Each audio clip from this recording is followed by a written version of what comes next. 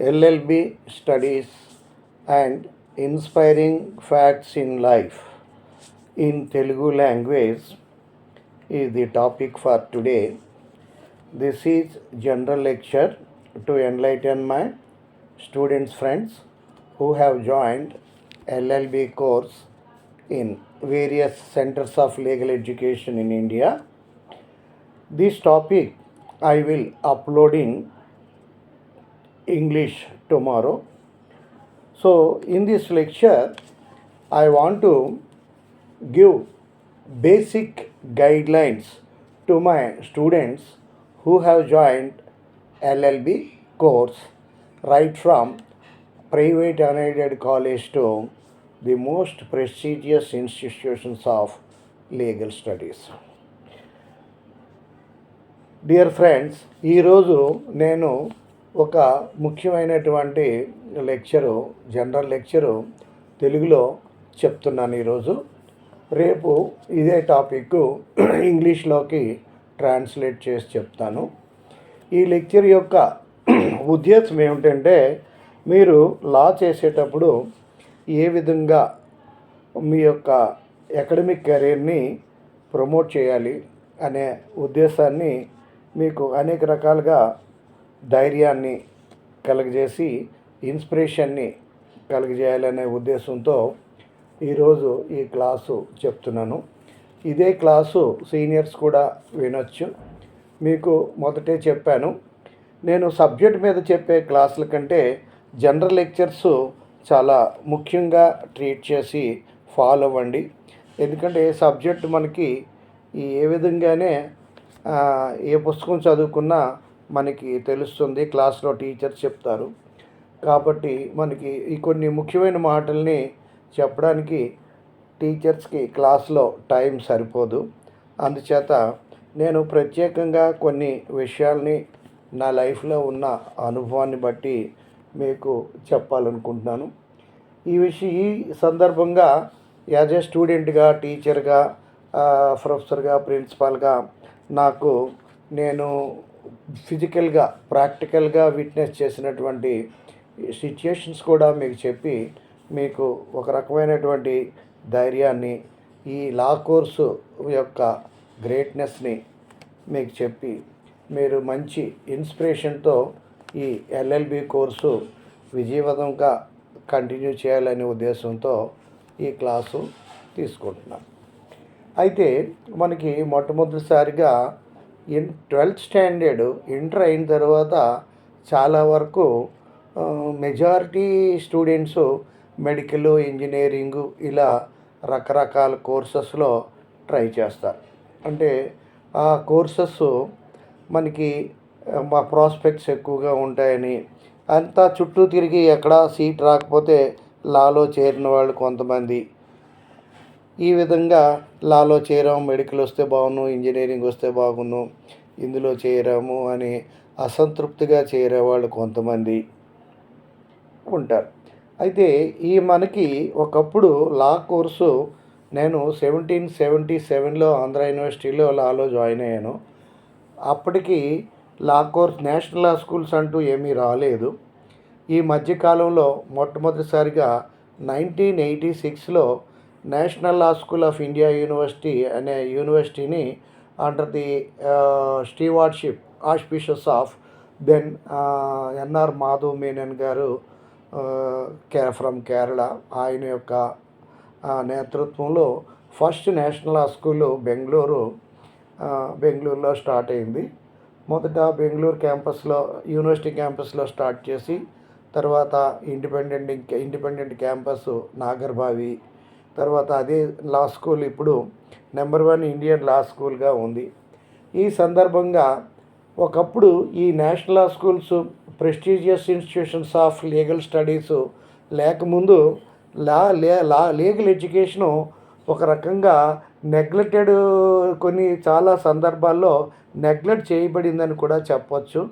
అయితే ఈ ప్రైవేట్ ఒకప్పుడు యూనివర్సిటీ కాలేజీలకే కన్ఫైన్ అయ్యేది లీగల్ ఎడ్యుకేషను. కొన్ని స్టేట్స్లో ప్రైవేట్ కాలేజెస్ కూడా ఉండేవి, కొన్ని స్టేట్స్లో ప్రైవేట్ కాలేజెస్, ఎయిడెడ్ కాలేజెస్ ఉన్నాయి, కొన్ని స్టేట్స్లో గవర్నమెంట్ కాలేజెస్ ఉన్నాయి. ఇలాగా రకరకాలుగా ఉన్నాయి. అయితే ఈ నేషనల్ లా స్కూల్స్ అనేవి ఒక సిస్టమేటిక్గా, ఒక పద్ధతిగా, ఒక వీలైనంత వరకు చక్కగా లాని చెప్పాలనేటువంటి సంకల్పంతో ఈ లీగల్ ఎడ్యుకేషను మన other courses medical engineering, management వాటికంటే ఏమాత్రం తక్కువ కాదు. ఈ లీగల్ ఎడ్యుకేషన్ కూడా ఒక ఖచ్చితంగా మంచి డిసిప్లిన్లో, మంచి అకాడమిక్ అట్మాస్ఫియర్ వాతావరణంలో తీసుకురావాలనే ఉద్దేశంతో మొట్టమొదటిసారిగా మన ఇండియాలో నేషనల్ లా స్కూల్ 1986లో స్టార్ట్ అయింది. ఆ తర్వాత ఒక్కొక్క నేషనల్ లా స్కూలు డిఫరెంట్ స్టేట్స్లో వచ్చాయి. అదేవిధంగా కొన్ని apart from national law schools కొన్ని ప్రైవేట్ ఇన్స్టిట్యూషన్స్ కూడా సింబయాసిస్ అని, ఇస్ఫై అని కొన్ని private schools, national law schools కూడా వచ్చి వాళ్ళు మంచి ఇన్ఫ్రాస్ట్రక్చర్తో క్లాసులు నడుపుతున్నారు. అంతకుముందు ఏమైందంటే కొన్ని కొన్ని ఇలా సెంటర్స్ ఆఫ్ లీగల్ ఎడ్యుకేషన్లో స్టడీస్ బాగా ఉండేవి, కొన్ని బాగా ఉండేవి కాదు. కొన్ని ప్లేసెస్లో 1000 మంది 2000 మంది జాయిన్ అయిపోవడం, కాలేజీలో జాయిన్ అయిపోవడం, తర్వాత క్లాసులకు వెళ్ళకపోవడం, 1000-2000 మంది సెంక్షన్ ఉంటే 200-300 మంది క్లాసులకు రావడం, అందులో 100 మందో 150 మందో క్లాసులకు అటెండ్ అవ్వడం, ఇలాగా ఉండేది. సరైన ఈ పరిస్థితులు అనేవి అకాడమిక్ అట్మాస్ఫియర్ అంతా చక్కగా ఉండేది కాదు. ఏది లేదు, ఊరికనే చదువుకుంటే చాలు అని పరీక్షల్లోనే ఏదో ఒక పుస్తకాన్ని చదివేసి ఏదో ఒకటి రాసేసి పాస్ అయిపోయి సందర్భాలు ఉండేవి. ఇప్పుడు అయినప్పటికీ కూడా మొదటి నుండి ఈ బార్ కౌన్సిల్ ఆఫ్ ఇండియా ఒక legal education regulating authority, apex regulating authority. వాళ్ళు ఏం చేస్తున్నారంటే, ఇప్పుడు ఒక లా కాలేజీ అంటే institute of centre of legal education అంటే ఏంటంటే, ఎక్కడ మనం ఎల్ఎల్బి కోర్స్ ఉంటుందో దాన్ని సెంటర్ ఆఫ్ లీగల్ ఎడ్యుకేషన్ అని అంటాం. అది ప్రైవేట్ కాలేజ్ అవ్వచ్చు, ఎయిడెడ్ అవ్వచ్చు, అన్ఎయిడెడ్ అవ్వచ్చు, గవర్నమెంట్ లా కాలేజ్ అవ్వచ్చు, యూనివర్సిటీ లా డిపార్ట్మెంట్ అవ్వచ్చు, ఇప్పుడు వచ్చినటువంటి national law schools, private prestigious లా స్కూల్స్లో ఉన్నా సరే దాన్ని సెంటర్ ఆఫ్ లీగల్ ఎడ్యుకేషన్ అని అంటారు. ఎక్కడైనా సరే మీరు ఈ క్లాసులు అనేవి కొంతమందికి అవకాశం ఉన్న వాళ్ళకి సీట్ వచ్చి మంచి మంచి కాలేజీల్లో చదువుతారు. ఈ నేషనల్ లా స్కూల్స్, ప్రెస్టీజియస్ లా స్కూల్స్. కొంతమంది సీట్ రాని వాళ్ళు ఎక్కడ సీట్ వస్తే అక్కడ మామూలు కాలేజీల్లో చేరడం జరుగుతుంది. అయితే మీరు ఏ విధమైన మినిమం ఇన్ఫ్రాస్ట్రక్చర్ లేని ఈ లా కాలేజీలో చేరిన హై లెవెల్ ఇన్ఫ్రాస్ట్రక్చర్ ఉన్నటువంటి ప్రెస్టీజియస్ నేషనల్ లా స్కూల్లో ఎక్కడ చదివినా మీరు చదివిన ఇన్స్టిట్యూషన్ ఆఫ్ లీగల్ స్టడీస్కి, లా స్కూల్కి లేదా లా కాలేజీకి ప్రైమరీగా bar council of India permission ఉండాలి. అది టెంపరీ రికగ్నిషన్ అయినా కావచ్చు, పెర్మనెంట్ రికగ్నిషన్ అయినా కావచ్చు.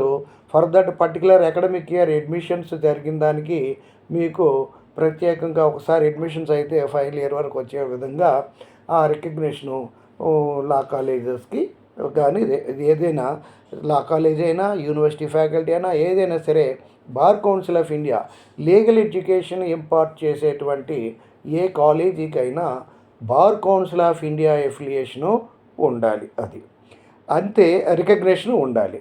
ఆ రికగ్నిషను ఆ కాలేజీ ఏ యూనివర్సిటీకి అయితే ఎఫిలియేట్ అవుతుందో ఆ యూనివర్సిటీకి యూజీసీ రికగ్నిషన్ ఉండాలి. సపోజ్ ఒక లా కాలేజ్ ఉంది, ఆ లా కాలేజ్ ఒక యూనివర్సిటీ, స్టేట్ యూనివర్సిటీస్లో బోల్డ్ అని కాలేజెస్ వస్తాయి.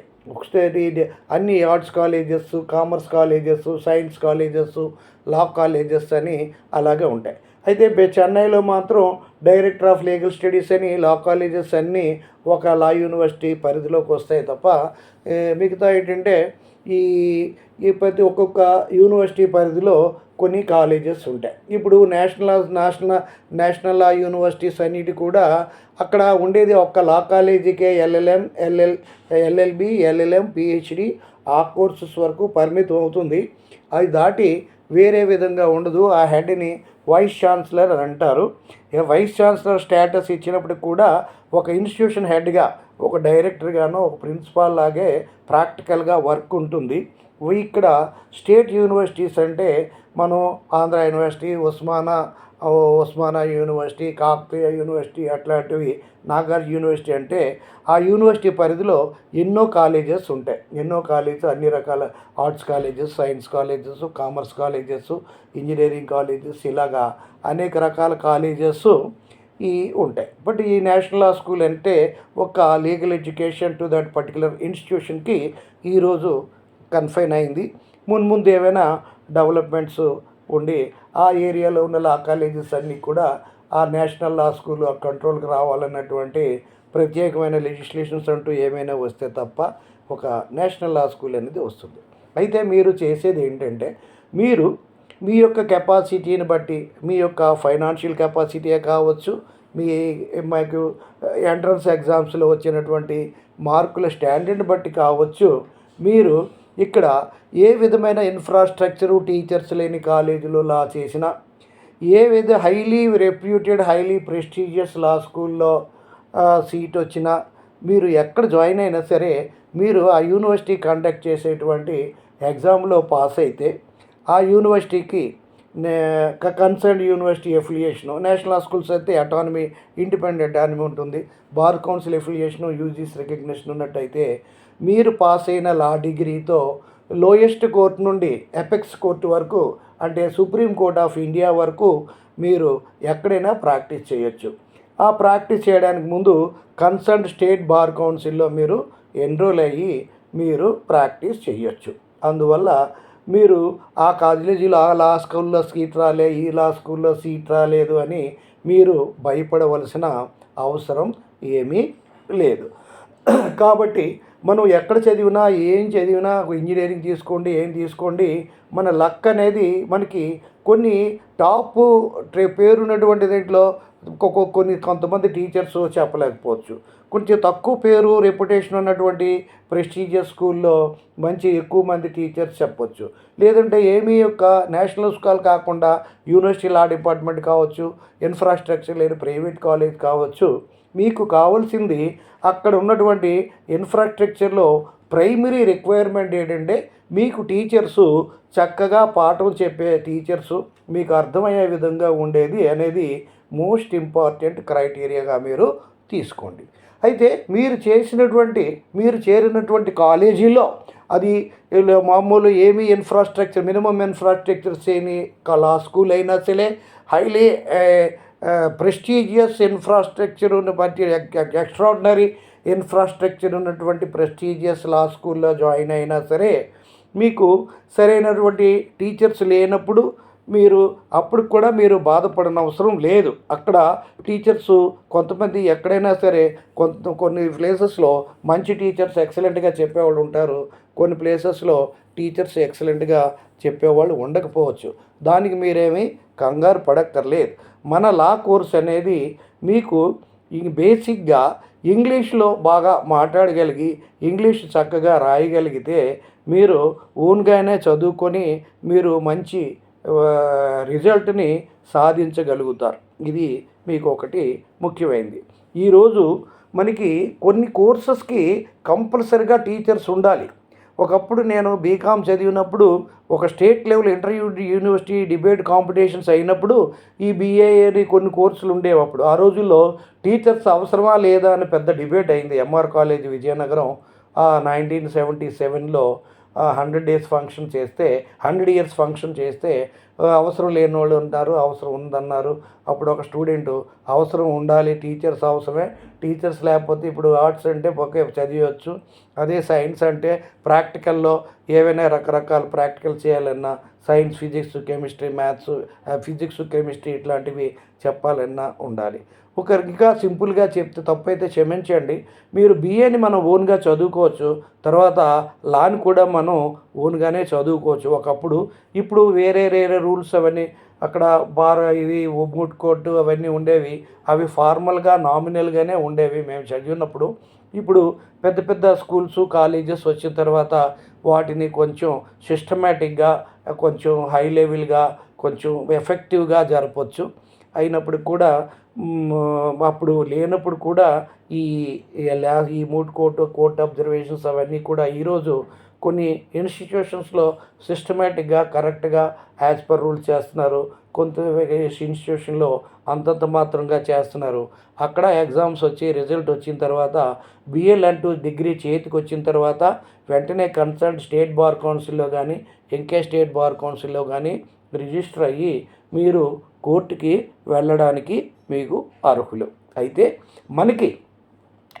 మన కోర్సు లా కోర్సు ఎందులో ఏ కోర్సు కంటా తక్కువ కాదు, ఒక రకంగా ఎక్కువ అని చెప్పొచ్చు. మంచి మంచి లీడింగ్ లాయర్సు, జడ్జెస్ వాళ్ళ ఉంటే వాళ్ళ పిల్లలు ఇంజనీరింగ్స్ ఇంకా అదర్ కోర్సెస్, ప్రెస్టీజియస్ కోర్సెస్ చదివినప్పుడు కూడా ఈ లాలో ఉన్నటువంటి గ్రేట్నెస్, లీగల్ ప్రొఫెషన్లో ఉన్నటువంటి వాళ్ళ యొక్క ఈ అనుభవాల్ని బట్టి, ఈ కోర్సులో ఉన్న గొప్పతనాన్ని బట్టి చిన్న కొడుకులు అవ్వచ్చు, కూతుళ్ళు అవ్వచ్చు, వాళ్ళు వేరే ఇంజనీరింగు ఎంటెక్లు అవి చేసిన కూడా లా చేసిన సందర్భాలు ఉన్నాయి. లాలో పెద్ద ఎక్స్ట్రా రోరింగ్ ప్రాక్టీస్ ఉన్న వాళ్ళని నేను ఫిజికల్గా చూశాను. ఒక ఎంటెక్ చేసిన తర్వాత లా చేసి ఇంటలెక్చువల్ ప్రాపర్టీ మీద ఒక ఫ్రెండ్ ఉన్నారు, ఆయన ప్రాక్టీస్ చేస్తున్నారు. కాబట్టి మన లాకి ఏమీ ఇది లేదు. ఇంకొక విషయం ఏంటంటే, మన లాకి మనకి ఐఏఎస్ పాస్ అయితే, ఐఏఎస్ సెలెక్ట్ అయితే ఇండియాలో అంతకు మించింది ఏమీ లేదు, this is the best and the top most అని అంటారు. ఈ ఐఏఎస్ చదవడానికి ఏంటంటే, ఐఏఎస్ ప్రిపేర్ అవ్వడానికి ఇండియాలో ఉన్న టాప్ ప్రెస్టీజియస్ స్కూల్స్లో ఆల్ డిసిప్లైన్స్, ఎంటెక్, ఇంజనీరింగ్, మెడికల్లో టాపర్స్ అంతా కూడా పోస్ట్ గ్రాడ్యుయేట్స్, ఇంకా అంతకంటే పైగా చదివిన వాళ్ళందరూ కూడా పోటీ పడతారు. బిఏ, ఎంఏ వాళ్ళ దగ్గర నుండి. ఒకప్పుడు రావు ఐఏఎస్ స్టడీ సర్కిల్ ఢిల్లీ ద్వారా ఈ సివిల్స్ పెట్టి చేస్తే ఆ రోజుల్లో history, economics, political science, literature వాటిలో సెలెక్ట్ అయిన రోజులు ఉండేవి. ఇప్పుడు మీరు ఐఏఎస్ సెలెక్టెడ్ క్యాండిడేట్స్ లిస్టే కానీ చూస్తే మీకు చాలా వరకు ఉండేది ఎంటెక్లు, ఎంబీఏ, పోస్ట్ గ్రాడ్యుయేట్ డాక్టర్స్ ఎక్కువగా వస్తున్నారు. మోర్ దాన్ ఒకసారి 60% of the candidates declared selected అనేది పోస్ట్ గ్రాడ్యుయేట్ డాక్టర్సే ఉన్నారు. మీకు తెలుసు ఎంబీబీఎస్ సీటుకి రావాలంటే ఎంత కష్టపడాలి, తర్వాత ఎంబీబీఎస్ కంప్లీట్ అయిన తర్వాత పోస్ట్ గ్రాడ్యుయేట్ సీట్ రావాలంటే ఇంకెంత కష్టపడాలి మీకు తెలుసు. అంత కష్టం ఈ నేషనల్ ఇన్స్టిట్యూట్లో ఎంబీఏ కానీ, లేదంటే నేషనల్ ఇన్స్టిట్యూట్లో ఇంజనీరింగ్ ఏవైనా రావాలంటే ఎంత కష్టపడాలో మీకు తెలుసు. వెన్ కంపేర్డ్ టు అంత కష్టపడేనంత కష్టం మనకి ఈ నేషనల్ లా స్కూల్స్లో కూడా సీట్ రావడానికి కూడా అంత కష్టపడని అవసరం ఉండదని నేను అనుకుంటున్నాను. కాబట్టి అక్కడ ఆ ఎంటెక్లు అవి ఎంబీబీఎస్లు వాటికి ఈజీగా సెలెక్ట్ అయిన వాళ్ళు కూడా ఇక్కడ సెలెక్ట్ అయితే జాయిన్ అయితే అవ్వచ్చు. కానీ వాటి మీద సివిల్ సర్వీసెస్ మీద లా అడ్మిషన్స్ కానీ, లా జ్యుడిషియల్ సర్వీసెస్ ఎగ్జామ్స్ కానీ కంపేరిటివ్గా తక్కువ కాంపిటీషను ఉంటుందని ఖచ్చితంగా చెప్పచ్చు. అయితే ఇంకొకటి ఏంటంటే, మనకి ఇప్పుడు government organs executive, legislature, judiciary అని నీకు చెప్పాను అసలు. అయితే ఇప్పుడు మీకు సివిల్స్లో టాపరు కలెక్టర్ అయినా మీకు మ్యాక్సిమం పొజిషన్ ఏంటంటే చీఫ్ సెక్రటరీ స్టేట్ లెవెల్లో, సెంట్రల్లో క్యాబినెట్ సెక్రటరీ అయినప్పటికి కూడా ఒక కలెక్టర్గా మీరు ఒక స్టేట్ లెవెల్ మినిస్టర్స్కి, ఇక్కడ సెంట్రల్ లెవెల్ మినిస్టర్స్కి, చీఫ్ మినిస్టర్కి అందరికీ కూడా మీరు సబార్డినేట్గా ఉంటారు. అయితే జ్యుడిషియరీ ఇక్కడ 3 organs of the government, executive, legislature, judiciary ఉన్నప్పటికి కూడా 3 ఇండిపెండెంట్ అయినా సరే ఇన్ సెవరల్ ఇన్స్టెన్సెస్లో, చాలా ఇన్స్టెన్సెస్లో జ్యుడిషియరీ ఎగ్జిక్యూటివ్, లెజిస్లేచర్ మీద ప్రయారిటీ ఎంజాయ్ చేయడం జరుగుతుంది. అది ఎలాగ అంటే మీకు అంతకుముందు కూడా చెప్పాను. ఫర్ ఎగ్జాంపుల్ ఇక్కడ ఇప్పుడు జ్యుడిషియరీ ఇక్కడ ఒకరి మీద ఒకరు చేయాలంటే కొన్నిట్లో ఎగ్జిక్యూటివ్ మీద లెజిస్లేచర్ చెక్ ఉంటుంది, లెజిస్లేచర్ మీద ఎగ్జిక్యూటివ్ చెక్ ఉంటుంది, ఇంటర్నల్ చెక్స్ ఉంటాయి. ఉన్నా సరే ఎగ్జిక్యూటివ్ లెజిస్లేచర్ వచ్చేసరికి ఆ యూనియన్ లెవెల్లోనే అవకాశం ఉంటుంది. అంటే ఎగ్జిక్యూటివ్ ఒకవేళ జ్యుడిషియర్ని చెక్ చేయాలి అంటే union council of ministers executive headed by prime minister followed by president of ఇండియాకి ఆ ఎగ్జిక్యూటివ్ని జ్యుడిషియరీ మీద చెక్ ఉంటుంది. అదే లెజిస్లేచర్ అయినా పార్లమెంటు రోజు Lok Sabha Rajya Sabha headed by parliament ఈ జ్యుడిషియరీ మీద చెక్ ఉంటుంది ఇంపీచ్మెంటు అలాంటి విషయాల్లోనే. కానీ వాళ్ళకి ఎపెక్స్లు హయ్యెస్ట్ లెవెల్కి వెళ్ళాకే ఎగ్జిక్యూటివ్ కానీ లెజిస్లేచర్ కానీ జ్యుడిషియర్ని కొంత చెక్ చేయడానికైనా కంట్రోల్ చేయడానికైనా కొన్ని సందర్భాల్లో అవకాశం వస్తుంది. కానీ అదే మనకి జ్యుడిషియరీకి వచ్చేసరికి హైకోర్టు లెవెల్లో స్టార్ట్ అయిపోద్ది. మీరు హైకోర్టు లెవెల్లో వేరియస్ హైకోర్ట్స్ ఉంటాయి, మీకు సుప్రీంకోర్టు వరకు వెళ్ళక్కర్లేదు. ఫర్ ఎగ్జాంపుల్ మీకు చెప్తాను.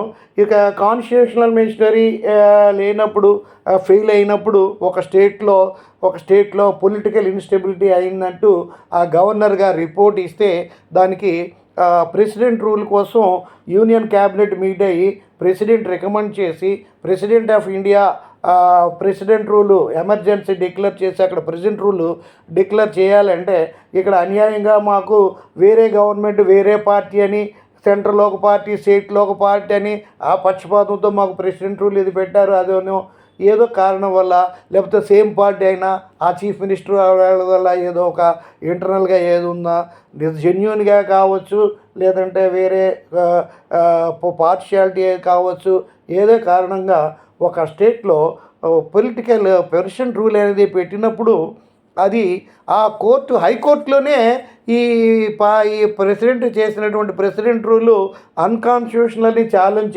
చేయొచ్చు. అప్పుడు ఆ హైకోర్టు ఈ ప్రెసిడెంట్ పాస్ చేసినటువంటి ప్రెసిడెంట్ రూలు చెల్లదు అని ఒక హైకోర్టు జడ్జి అంటే ఒక group of judges single bench కానీ డివిజన్ బెంచ్ కానీ వీళ్ళు ఒక డివిజన్ బెంచ్ కాన్స్టిట్యూషనల్ బెంచ్ ఇట్లాంటివి మన హైకోర్టు లెవెల్లోనే ప్రెసిడెన్షియల్ ఆర్డర్ని పక్కన పెట్టేటువంటి అత్యున్నతమైనటువంటి పవరు మీకు హైకోర్టు నుండే స్టార్ట్ అయిపోద్ది, హైకోర్టు జడ్జి నుండే స్టార్ట్ అయిపోతుంది. అంతేకాదు ఈ యొక్క ఈ administrative department civil services IAS IPS ఇవన్నీ కూడా ఈ అలైడ్ సర్వీసెస్ అన్నిట్లో కూడా టాప్ మోస్ట్ అథారిటీస్ని కోర్టు మ్యాటర్కి వచ్చినప్పుడు హైకోర్టుకి వచ్చినప్పుడు హైకోర్టు వాళ్ళని ఆర్డర్ చేయొచ్చు. అయితే ఒక హైకోర్టు గవర్నమెంట్ స్టేట్ గవర్నమెంట్ని ఆర్డర్ చేయొచ్చు, మినిస్టర్ని ఆర్డర్ చేయొచ్చు, తర్వాత టాప్ మోస్ట్ అఫీషియల్స్ ఆఫ్ ఐఏఎస్ని ఆర్డర్ చేయొచ్చు. అంతటి అత్యున్నతమైనటువంటి పొజిషను పవరు మన లాకి ఉంది. కానీ అన్ఫార్చునేట్గా ఈ లాకి నెగ్లిజెన్స్ అనేది ఉంది. ఇప్పుడు ఈ నేషనల్ లా స్కూల్స్ వచ్చిన తర్వాత ప్రెస్టీజియస్ లా స్కూల్స్ వచ్చిన తర్వాత మన లా కూడా చాలా మంచి స్టాండర్డ్స్లో ఆ లెవెల్ మెయింటైన్ చేస్తున్నారని చెప్పొచ్చు. In this connection I express my heartfelt salute to the prestigious institutions of legal studies in India. అయితే అదే ఎందుకంటే ఈ నేషనల్ లా స్కూల్స్కి ప్రెస్టీజియస్ లా స్కూల్స్కి సెల్యూట్ చేస్తున్నాను అంటుందంటే ఖచ్చితంగా అటెండెన్స్ ఫాలో అవుతారు, ఖచ్చితంగా క్లాసులు జరుపుతారు. అంతమంది టీచర్స్ ఎక్కడైనా కొంతమంది బాగా చెప్పేవాళ్ళు ఉంటారు, కొంతమంది బాగా చెప్పని వాళ్ళు ఉంటారు. అది వాళ్ళు ప్రతి ఒక్కరికి ఒకే రకమైన టాలెంట్ ఉండదు కదా. అది మీరు గుర్తులో ఉంచుకొని మనకి టీచర్ అనేవారు కష్టపడి చెప్తున్నారా లేదా అనేది ఆలోచిస్తే చాలు. కొంతమందికి టీచింగ్ కెపాసిటీ బాగుంటుంది, ఇంకొకరికి ఇంకొక రకంగా ఎక్స్ట్రా కరిక్యులర్ యాక్టివిటీస్లో మంచి ఎంట్రీ ఉంటుంది. కాబట్టి దాన్ని మీరు చేయొద్దు. అయితే ఈరోజు మీకు కాలేజీలో కొన్ని సబ్జెక్ట్స్లో ఇక్కడ లోయెస్ట్ మినిమం ఇన్ఫ్రాస్ట్రక్చర్ లేని లా కాలేజీలో చేరిన వండర్ఫుల్ ఇన్ఫ్రాస్ట్రక్చర్ ఉన్నటువంటి ప్రెస్టీజియస్ లా స్కూల్లో చేరినా మీకు ఎక్కడైనా సబ్జెక్ట్స్ కోసం ప్రాబ్లమే కానీ తక్కువగా డెఫిసిట్ వచ్చినా సరైనటువంటి గైడెన్స్ లేకపోయినా ఈరోజు మీకు ఇంటర్నెట్లో బ్రహ్మాండమైన అద్భుతమైనటువంటి టీచర్సు అద్భుతంగా క్లాసులు చెప్తున్నారు. నా క్లాసులు కూడా మీకు నచ్చినట్టయితే, మీకు పర్టికులర్ సబ్జెక్ట్లో క్లాసులో మీకు టీచర్ నుండి సరైనటువంటి సర్వీసు లభించకపోతే, నాలాంటి వాడి క్లాసులో ఇంకెవరో క్లాసులో మీరు నెట్ కొడితే మీకు ఆ లెక్చర్స్ వస్తాయి. మనకి ఈరోజు మనకు చదివే క్లాసు ఇన్ఫ్రాస్ట్రక్చర్ లేని క్లాస్ అయినా సరే, హైలీ బ్రహ్మాండమైన ఇన్ఫ్రాస్ట్రక్చర్ ఉన్నటువంటి నేషనల్ ప్రెస్టీజియస్ లా స్కూల్లో చదివినా సరే, మనకి ఆ డెఫిషియట్ని కవర్ చేసుకోవడానికి మనకి అవకాశాలు ఉన్నాయి. Provided the student should have inclination to listen. మీకు చదవాలి, కాలేజీకి వెళ్ళాలి, క్లాసులకు వెళ్ళాలి అని ఉంది. అయితే ఇప్పుడు మనకి ఏమవుతుందంటే, మనం ఒక యూట్యూబ్లో ఒక 10 నిమిషాలు వినేసరికే అలా ఎక్కువలా కనిపిస్తుంది. అదే మనకి గంటలు గంటలు క్లాసులు వినాలంటే, ఇప్పుడు జనరేషన్ ఎలా మారిపోయిందంటే, ఏదైనా ఒక అరగంట మంచి మాటలు చెప్దామంటే ఆ సుత్తంతా వద్దు, 2 నిమిషాల్లో చెప్పు, 5 నిమిషాల్లో చెప్పు అంటారు. వాళ్ళకి ఇంట్రెస్ట్ ఉన్నవైతే గంటలు గంటలు స్పెండ్ చేస్తారు, గంటలు గంటలు మాట్లాడతారు. కానీ ఒక క్లాసు, ఒక మంచి విషయాలు క్లాసులో చెప్పాలంటే కష్టం. అయితే ఇక్కడ ఈ క్లాసులన్నీ వచ్చేసరికి ఈ ఇప్పుడు పద్ధతిగా నడుపుతున్నటువంటి ఈ లా స్కూల్స్లో రోజుకి 5 ఎన్ని సబ్జెక్టులు ఉంటే అన్ని సబ్జెక్టులు కూడా కొన్ని వీటిలో 5 ఫస్ట్ సెమిస్టర్ చెప్దాం.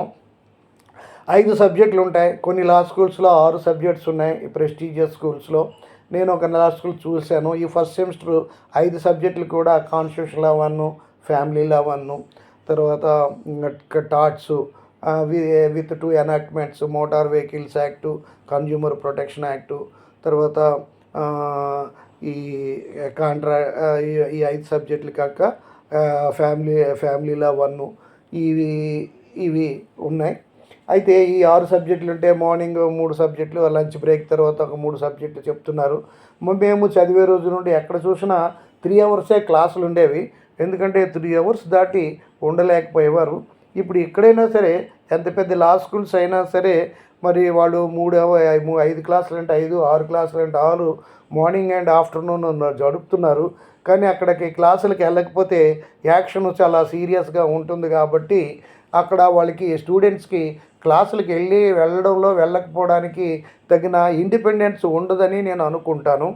అక్కడ ఇప్పుడు ఏ యూనివర్సిటీ లా డిపార్ట్మెంట్లోనో లేదంటే ప్రైవేట్ లా కాలేజెస్ అక్కడ క్లాసులకు వెళ్ళకపోయినా సరే అంత సీరియస్గా తీసుకోవడం లేదు. అదే ఇప్పుడు లా స్కూల్స్లో చదివేటప్పుడు సరైనటువంటి అటెండెన్స్ అవి లేకపోతే వాళ్ళు అంత ఊరుకోరని నేను అనుకుంటాను. అయితే ఇక్కడ ఉన్నా సరే మనకి ఒక క్లాసులు అనేవి ఖచ్చితంగా గంటలు గంటలు వినడం అనేది చాలా డిఫికల్ట్ జాబే అయినప్పటికీ కూడా తప్పదు. ఇప్పుడు క్వాలిఫైయింగ్ ఎగ్జామ్ క్లాసులు అంటే మీరు ఈజీగా ఎగ్గొట్టగలరు, వినడానికి కుదరదు.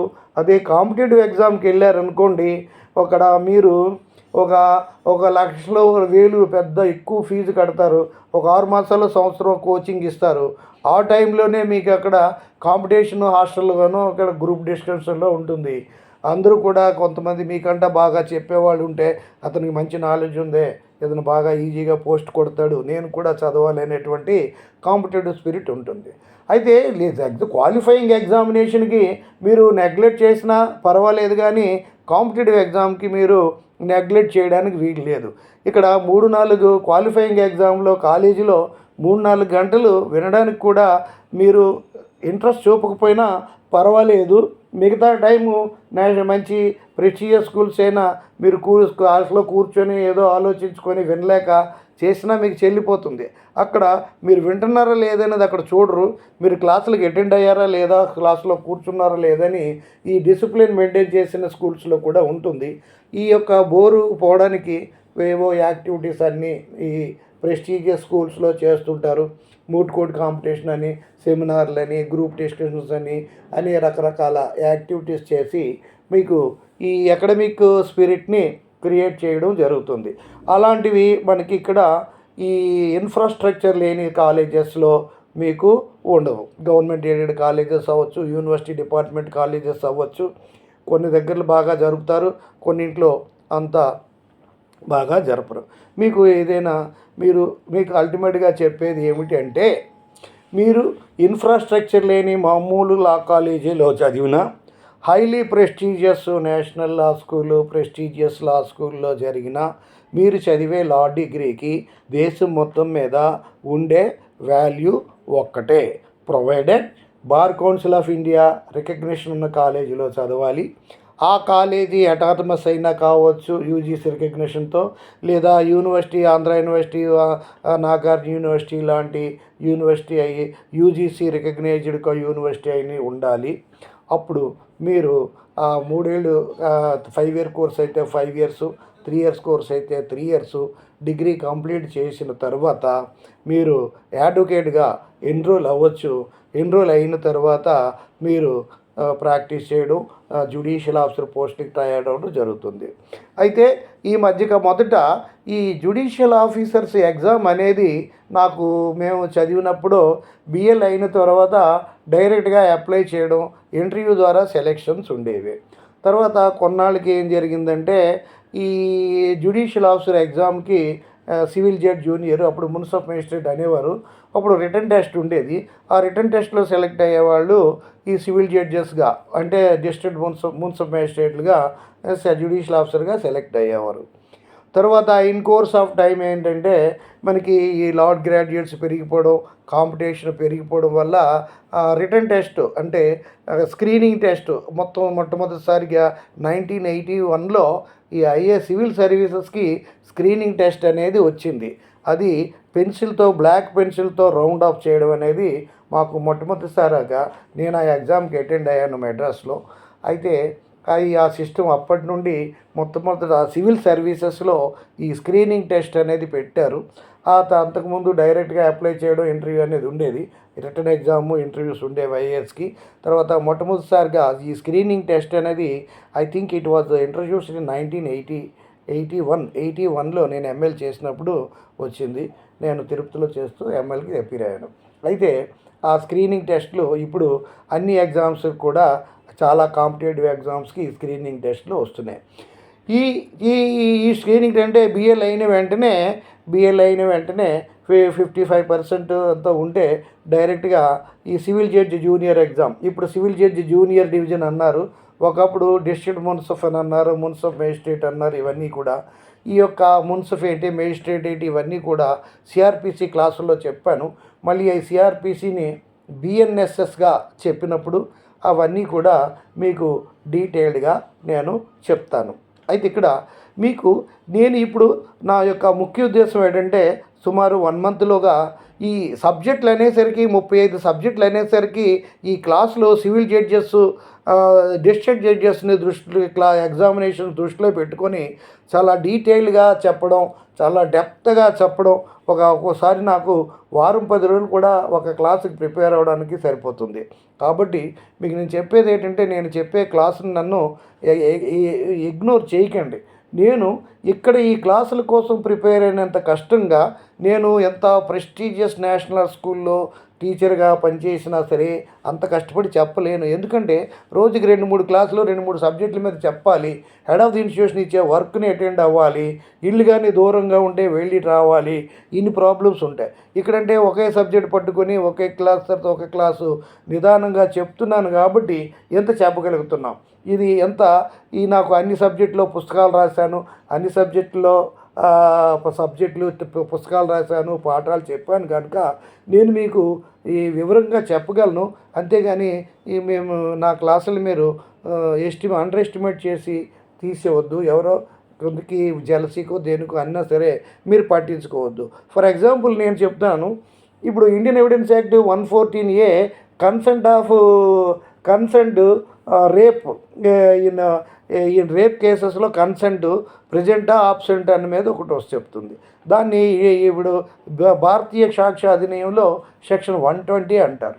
ఇప్పుడు ఇదంతా చెప్పినప్పటికీ మీరు ఏ ఎవిడెన్స్ యాక్ట్ పుస్తకం తీసుకోండి, ఏది చూసుకోండి, మీకు అంత డీటెయిల్డ్గా ఉండదు. అసలు కన్సెంట్ డేట్ అనేది సెక్షన్ 14, 15, సెక్షన్ 14 to 20 కాంట్రాక్ట్ యాక్ట్లో మీకు చెప్తాం. ఆ ఐడియా ఉండాలి.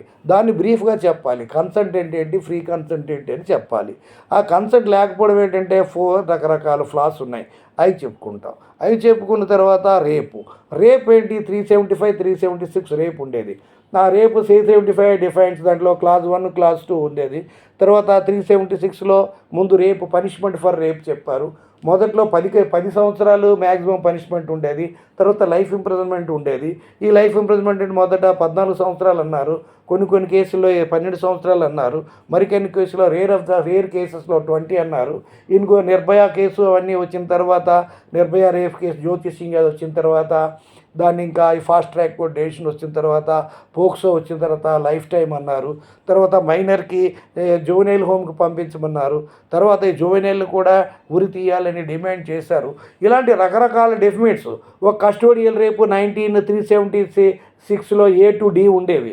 ఇప్పుడు ఆ A to Dని A to M వరకు AB 376 ABCDEFGHIJKL M వరకు రకరకాల సిచ్యుయేషన్స్లో ప్రెగ్నెంట్ ఉమెన్ చేస్తే ఎలాగా, మైండ్ స్థిమితం లేని ఉమెన్ చేస్తే ఎలాగా, ఒకప్పుడు 16 ఏళ్ళలోపు అమ్మాయి కన్సెంట్ ఇచ్చినా సరే ఉద్దేశపూర్వకంగా ఆమెకి కలిసినా సరే రేప్ అయ్యేదన్నారు. ఇప్పుడు 18 సంవత్సరాల లోపు అని 2 ఏళ్ళు పెంచారు. ఇలాంటివి ఎన్నెన్నో డెవలప్మెంట్స్ కొన్ని సందర్భాల్లో ఒక క్లాస్ చెప్పేటప్పుడు రకరకాల సబ్జెక్టులతో మీకు ఐడియా ఉండాలి. కానీ అన్ని రకాల సబ్జెక్టులతోటి ఉన్న ఐడియా ఉన్న టీచర్ అయితే మీకు ఖచ్చితంగా వివరంగా చెప్పగలుగుతారు. కానీ అది నేను అనుకోకుండా అన్ని సబ్జెక్టులు చాయడంలో అన్ని సబ్జెక్టులు టీచ్ చేయడం వల్ల ఆ అనుభవంతో మీకు ఈజీగా అర్థమయ్యేటట్టుగా చెప్తున్నాను. అయితే నా English national law school teachers అంతా ప్రెస్టీజియస్ స్కూల్స్లో ఉండకపోవచ్చు. కాదంటే నేను ఒక ఏరియాలో చదివాను. నా ఇంగ్లీష్ కూడా బాగుండేది. అక్కడ లోకల్ మీడియా వాళ్ళకి ఇంగ్లీష్ రాదు, వాళ్ళ కోసమని నేను దిగి అన్ని సబ్జెక్టులు సింపుల్ ఇంగ్లీష్లో పొడిగా చెప్పడం వల్ల నా ఇంగ్లీష్ కొంతవరకు డ్యామేజ్ అయిందని చెప్పొచ్చు. ఏదైనా మనకి ఎంత ఇంగ్లీష్ ఎంత ఫ్లో అనేది కాదు. యునైటెడ్ నేషన్ జనరల్ అసెంబ్లీని కూడా సింపుల్ ఇంగ్లీష్తో అడ్రస్ చేయొచ్చు. మనకి ఇంగ్లీష్లో కాదు, ఇంగ్లీష్ అంతా చదవగలగాలి, రాయగలగాలి, ప్రజెంట్ చేయగలిగితే చాలు. అది మీరు గుర్తుంచుకోండి. కాబట్టి మీరు ఏ కాలేజీలో చదివినా, పెద్ద కాలేజీ చదివినా, చిన్న కాలేజీ చదివినా, మీరు చదివే కాలేజీ బార్ కౌన్సిల్ రికగ్నిషన్ ఉండి, ఆ కాలేజీకి యూనివర్సిటీ ఎఫిలియేషన్ ఉండి, ఆ ఎఫిలియేషన్కి ఆ యూనివర్సిటీకి UGC రికగ్నిషన్ ఉండి, ఆ డిగ్రీ మీరు పాస్ అయితే మీరు లోయెస్ట్ కాలేజ్ అయినా హయ్యెస్ట్ అండ్ రిచెస్ట్ కాలేజీలో చదివినా మీ డిగ్రీకి ఒకటే వాల్యూ. అయితే మీ వాల్యూ ఎప్పుడు పెరుగుతుందంటే మీరు చదివిన స్టూడెంట్ కెరీర్లో మీరు పెంపొందించిన నాలెడ్జ్ని బట్టి మీ యొక్క డిగ్రీకి గొప్పతనం పెరుగుతుంది. కాబట్టి చిన్న కాలేజీలో చదివాం, పెద్ద కాలేజీలో చదివాం అనేది కాదు. మీరు ఎంతవరకు నేర్చుకున్నారు, ఎంతవరకు మీరు సబ్జెక్ట్ని నేర్చుకోగలిగారు అనేది ముఖ్యం. అయితే మీకు ఒక ఎగ్జాంపుల్ చెప్తాను. మనము పేపర్లో చదువుతున్నాం. ఏంటది, రిక్షా అతను కొడుకు IAS సెలెక్ట్ అయ్యాడని, తర్వాత చెప్పులు కుట్టిన ఆయన కొడుకు సెలెక్ట్ అయ్యాడని అంటారు. అతను మరి ఏంటి, ఏదో మామూలు డిగ్రీయో PGయో చేసి మామూలుగా కష్టపడి ఇన్ఫ్రాస్ట్రక్చర్ ఏ విధమైనటువంటి సదుపాయం లేకుండా చదివి చేశాడు. అయితే పెద్ద MDలు MSలు చేసినటువంటి డాక్టర్సు సెలెక్ట్ కాని వాళ్ళు ఉంటారు. ఎంటెక్లు IIT, కాన్పూర్, మెడ్రాస్, బెంగళూరు లాంటి అద్భుతమైనటువంటి అహ్మదాబాద్ MBA లాంటి ఇన్స్టిట్యూట్ ఆఫ్ మేనేజ్మెంట్ లాంటి MBA చేసిన వాళ్ళు ఉంటారు. అలాంటి వాళ్ళు కూడా సెలెక్ట్ అయిన వాళ్ళు ఉంటారు. కానీ ఒక మామూలు కాలేజీలో మామూలు పరిస్థితుల్లో చదివి ఉన్నవాళ్ళు కూడా సెలెక్ట్ అయినట్టుగా చూస్తాం. అది మనం ఎక్కడ చదివాం, ఏం చదివాం అనే కంట మనకి ఎంత నాలెడ్జి సంపాదించుకోగలం, ఎంత హార్డ్ వర్క్ చేసాం అనేది ఒక ప్రైమరీ రోల్ ఉంటుంది. దానికి మీ యొక్క కష్టానికి భగవంతుడు బ్లెస్సింగ్స్ కూడా ఉంటే మీరు అనుకున్నది జీవితంలో సాధించగలుగుతారు. కాబట్టి మన యొక్క లా కోర్సుకు ఉన్నటువంటి సూప్రమసీ ఏ కోర్సుకి లేదు, అది నేను ధైర్యంగా చెప్పగలను. అయితే అందులో కూడా కొన్ని ప్రాబ్లమ్స్ అంటూ ఉంటాయి. ఇప్పుడు లాలో పుస్తకాల్లో ఉన్నవే చెప్తాం, కానీ ప్రాక్టికల్గా మనకి పోలీస్ స్టేషన్లో జరగవు, కోర్టులో జరగవు, లేట్ అవుతుంది, అన్నీ కూడా ఉంటాయి. కానీ దాన్ని మన యొక్క సిస్టమ్ని మనం మార్చలేము, అది మన చేతుల్లో లేదు. కాబట్టి దాని గురించి పట్టించుకోకుండా మన యొక్క పొజిషను ఒక ప్రెస్టీజియస్ పొజిషన్ అనుకొని తగిన కష్టపడి వర్క్ చేసుకుంటే బాగుంటుంది. కాబట్టి విద్యార్థులు మీరు ఫస్ట్ ఇయర్ లాలో ఇప్పుడు జాయిన్ అయ్యారు. ఫస్ట్ ఇయర్ లాలో జాయిన్ అయిన తర్వాత మీకు మీ యొక్క కోర్సు ఎందులోని తక్కువ కాదు, ఎన్నో కోర్సుల కంట ఎక్కువే. మన కోర్సుని మీరు ఖచ్చితంగా కలిగితే మీరు లాయర్స్, జడ్జెస్, సివిల్ సర్వీసెస్ కూడా ఏమాత్రం తక్కువ కాదు. మీరు కానీ ఒకసారి అడిషనల్ జిల్లా జడ్జిగా 10 ఇయర్స్ హై స్టాండింగ్తో 7 ఇయర్స్ ప్రాక్టీస్తో ఇప్పుడు 3 ఏళ్ళు ఒకప్పుడు బిఎల్ అయిన వెంటనే కొన్నాళ్ళు లాస్ట్ ఇయరు బిఎల్ పాస్ అయిన వెంటనే 55% ఎంత ఉంటే డైరెక్ట్గా సివిల్ జడ్జి ఎగ్జామ్కి వెళ్ళిపోవచ్చు, స్క్రీనింగ్ టెస్ట్లో పాస్ అయితే మెయిన్ ఎగ్జామ్లో పాస్ అవ్వచ్చు అని అనుకున్నారు. కానీ ఈ మధ్య సుప్రీంకోర్టు జడ్జిమెంట్ ఒకటి వచ్చింది, ఇంకా వెంటనే కాదు 3 ఇయర్స్ స్టాండింగ్ కంపల్సరీ. ఇప్పటి వరకు ఎగ్జామ్స్ కండక్ట్ చేసేస్తే ఓకే ప్రొసీడ్ అయిపోయి ఉండి, లేకపోతే మాత్రం మీరు ఈ ఎగ్జామినేషను కండక్ట్ 3 ఏళ్ళు స్టాండింగ్ నెక్స్ట్ ఎగ్జామ్స్ నుండి ఉండాలని సుప్రీంకోర్టు డైరెక్షన్ ఇచ్చిందని చెప్పాం. మళ్ళీ కూడా నేను విన్నాను ఆ యొక్క రూల్ని తీసేసి మళ్ళీ పాతదే పెట్టాలని కూడా అన్నాను. అది మీరు కోర్టు వెబ్సైట్స్లో చూస్తే, హైకోర్టు సుప్రీంకోర్టు వెబ్సైట్ చూస్తే మీకు తెలుస్తుంది. నెక్స్ట్ మీకు ప్రతి హైకోర్టుకి ఒక నోటిఫికేషన్ ఉంటుంది, వాళ్ళు ఎలిజిబిలిటీ క్రైటీరియా ఏ విధంగా పెట్టారో చూసుకుంటే మీకు తెలిసిపోతుంది. కాబట్టి నేను అల్టిమేట్గా ఈ యొక్క ఫస్ట్ పాయింట్లో చెప్పేది ఏంటంటే, మీరు ఏ మినిమం ఇన్ఫ్రాస్ట్రక్చర్ లేని ఈవెన్ షెడ్లు లాంటి క్లాస్ రూమ్లో జరిపిన, కాలేజీలో చదివిన, లేదా the most prestigious law school or prestigious law స్కూల్లో లా చదివిన మీరు మీ డిగ్రీ యొక్క ఖచ్చితంగా ఉంటే అన్నీ ఫుల్లీ రికగ్నైజ్డ్ అయినప్పుడు, మీకు సఫిషియెంట్ నాలెడ్జ్ ఉన్నప్పుడు మీరు ఈ చిన్న కాలేజీలో చదివామని బాధపడనవసరం లేదు. అయితే ఇది మీకు ఒక ఫస్ట్ పాయింట్గా మీరు గుర్తుంచుకోండి. రెండోది ఏంటంటే, మనకి కాలేజీలో జాయిన్ అయిన ఫీజు అన్నీ కట్టిన తర్వాత మనకి బుక్లెట్ ఇస్తారు. ఆ బుక్లెట్ కాలేజీ రూల్స్, రెగ్యులేషన్స్ ఉంటాయి, అందులో సిలబస్ కూడా ఉంటుంది. ఆ సిలబస్ కాలేజీ బుక్స్లో ఉన్న సిలబస్ ఏ యూనివర్సిటీలో చూసినా నేను ఎంతో చూశాను, కానీ చాలా వరకు కన్ఫ్యూజన్గా ఉంటుంది. కొంతవరకు క్లారిటీ ఉంటుంది, కొంతవరకు ఈ సిలబస్లు కన్ఫ్యూజన్గా ఉంటాయి. కాబట్టి మీకు ఈ సిలబస్ అరేంజ్మెంట్ అనేది ఖచ్చితంగా ఎక్కడుంటుందంటే, ఒక ఇండియన్ ఆథరు సిస్టమేటిక్గా చాప్టర్ 1 ఏది ఇంట్రడక్షన్ చాప్టర్ నుండి ఈజీగా చెప్పుకుంటే వస్తుంది. ఓకే, మీకు ఒక ఇండియన్ ఆథర్ టెక్స్ట్ బుక్ని మీరు ఏదైనా తీసుకోండి, కాంట్రాక్ట్స్ అనేసరికి ఫస్ట్ ఇంట్రడక్షన్ వస్తుంది, తర్వాత కాంట్రాక్ట్ వస్తుంది, 2 ఆఫర్ యాక్సెప్టెన్స్ వస్తుంది, నెక్స్ట్ చాప్టర్ కన్సిడరేషన్ వస్తుంది, నెక్స్ట్ చాప్టరు కెపాసిటీ వస్తుంది, నెక్స్ట్ చాప్టర్ ఫ్రీ కన్సెంట్ వస్తుంది, నెక్స్ట్ చాప్టరు ఇది పెర్ఫార్మెన్స్ ఆఫ్ కాంట్రాక్ట్ వస్తుంది, తర్వాత డిశ్చార్జ్ ఆఫ్ కాంట్రాక్టు, తర్వాత మీకు క్వాజీ కాంట్రాక్ట్గా ఇలాగా సిస్టమేటిక్గా వస్తుంది. అదే మీకు ఈ పుస్తకాలు అనేవి ఇది కరెక్ట్ సిలబస్. ఈ విధంగా సిలబస్ పద్ధతిగా ఇలాగ రాసేది సాధారణంగా ఈ బుక్లెట్లో ఉన్నటువంటి సిలబస్లో ఉండదు. ఆ పాయింట్ తీసి ఈ పాయింట్ తీసి ఆ పాయింట్ కొంచెం కన్ఫ్యూజన్ చేస్తారు. ఒక టార్చ్ సబ్జెక్ట్ చెప్పినప్పుడు స్టార్టింగ్లోనే ఇంట్రడక్షన్లోనే నెగ్లిజెన్స్కి, స్ట్రిక్ట్ లయబిలిటీకి, ఇక్కడికి ట్రెస్పాస్లకి వెళ్ళిపోయి ఇక్కడికి కనెక్ట్ చేసే వరకు ఉంటుంది. అది ఏమిటంటే, అది బాగా సబ్జెక్టులో లాలా ఉండి ఆ లాలో ఒక కమాండ్ అనేది ఉన్న వాళ్ళకి ఆ విధంగా తెలుస్తుంది తప్ప, లాంటి తెలియని ఎంట్రన్స్కి ఈ విధంలో సిలబస్లో ఉన్నటువంటి ఇంటర్ కనెక్షన్స్, కాజుల కనెక్షన్స్ అనేవి తెలియవు. స్టూడెంట్స్ చాలా కన్ఫ్యూజ్ అవుతారు.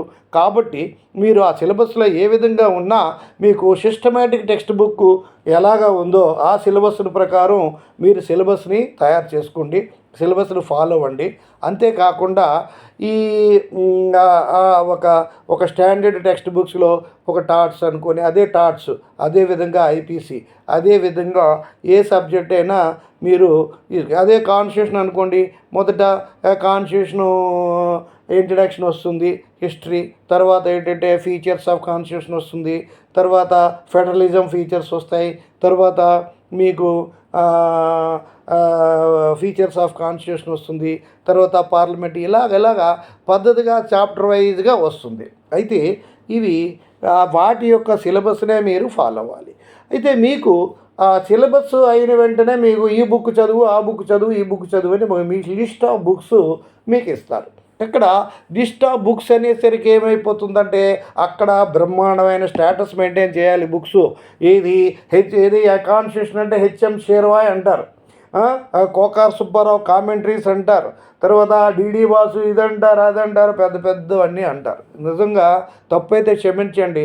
అంత పెద్ద పెద్ద పుస్తకాలు టీచర్స్ కూడా ప్రాక్టికల్గా చదవడానికి ఎంతో బాగా మేధావులు అయితే తప్ప టీచర్స్ కూడా చదవరు. కానీ ఫస్ట్ ఇయర్ స్టూడెంట్స్కి ఆ పెద్ద పెద్ద పుస్తకాలు అన్నీ చదవమంటారు.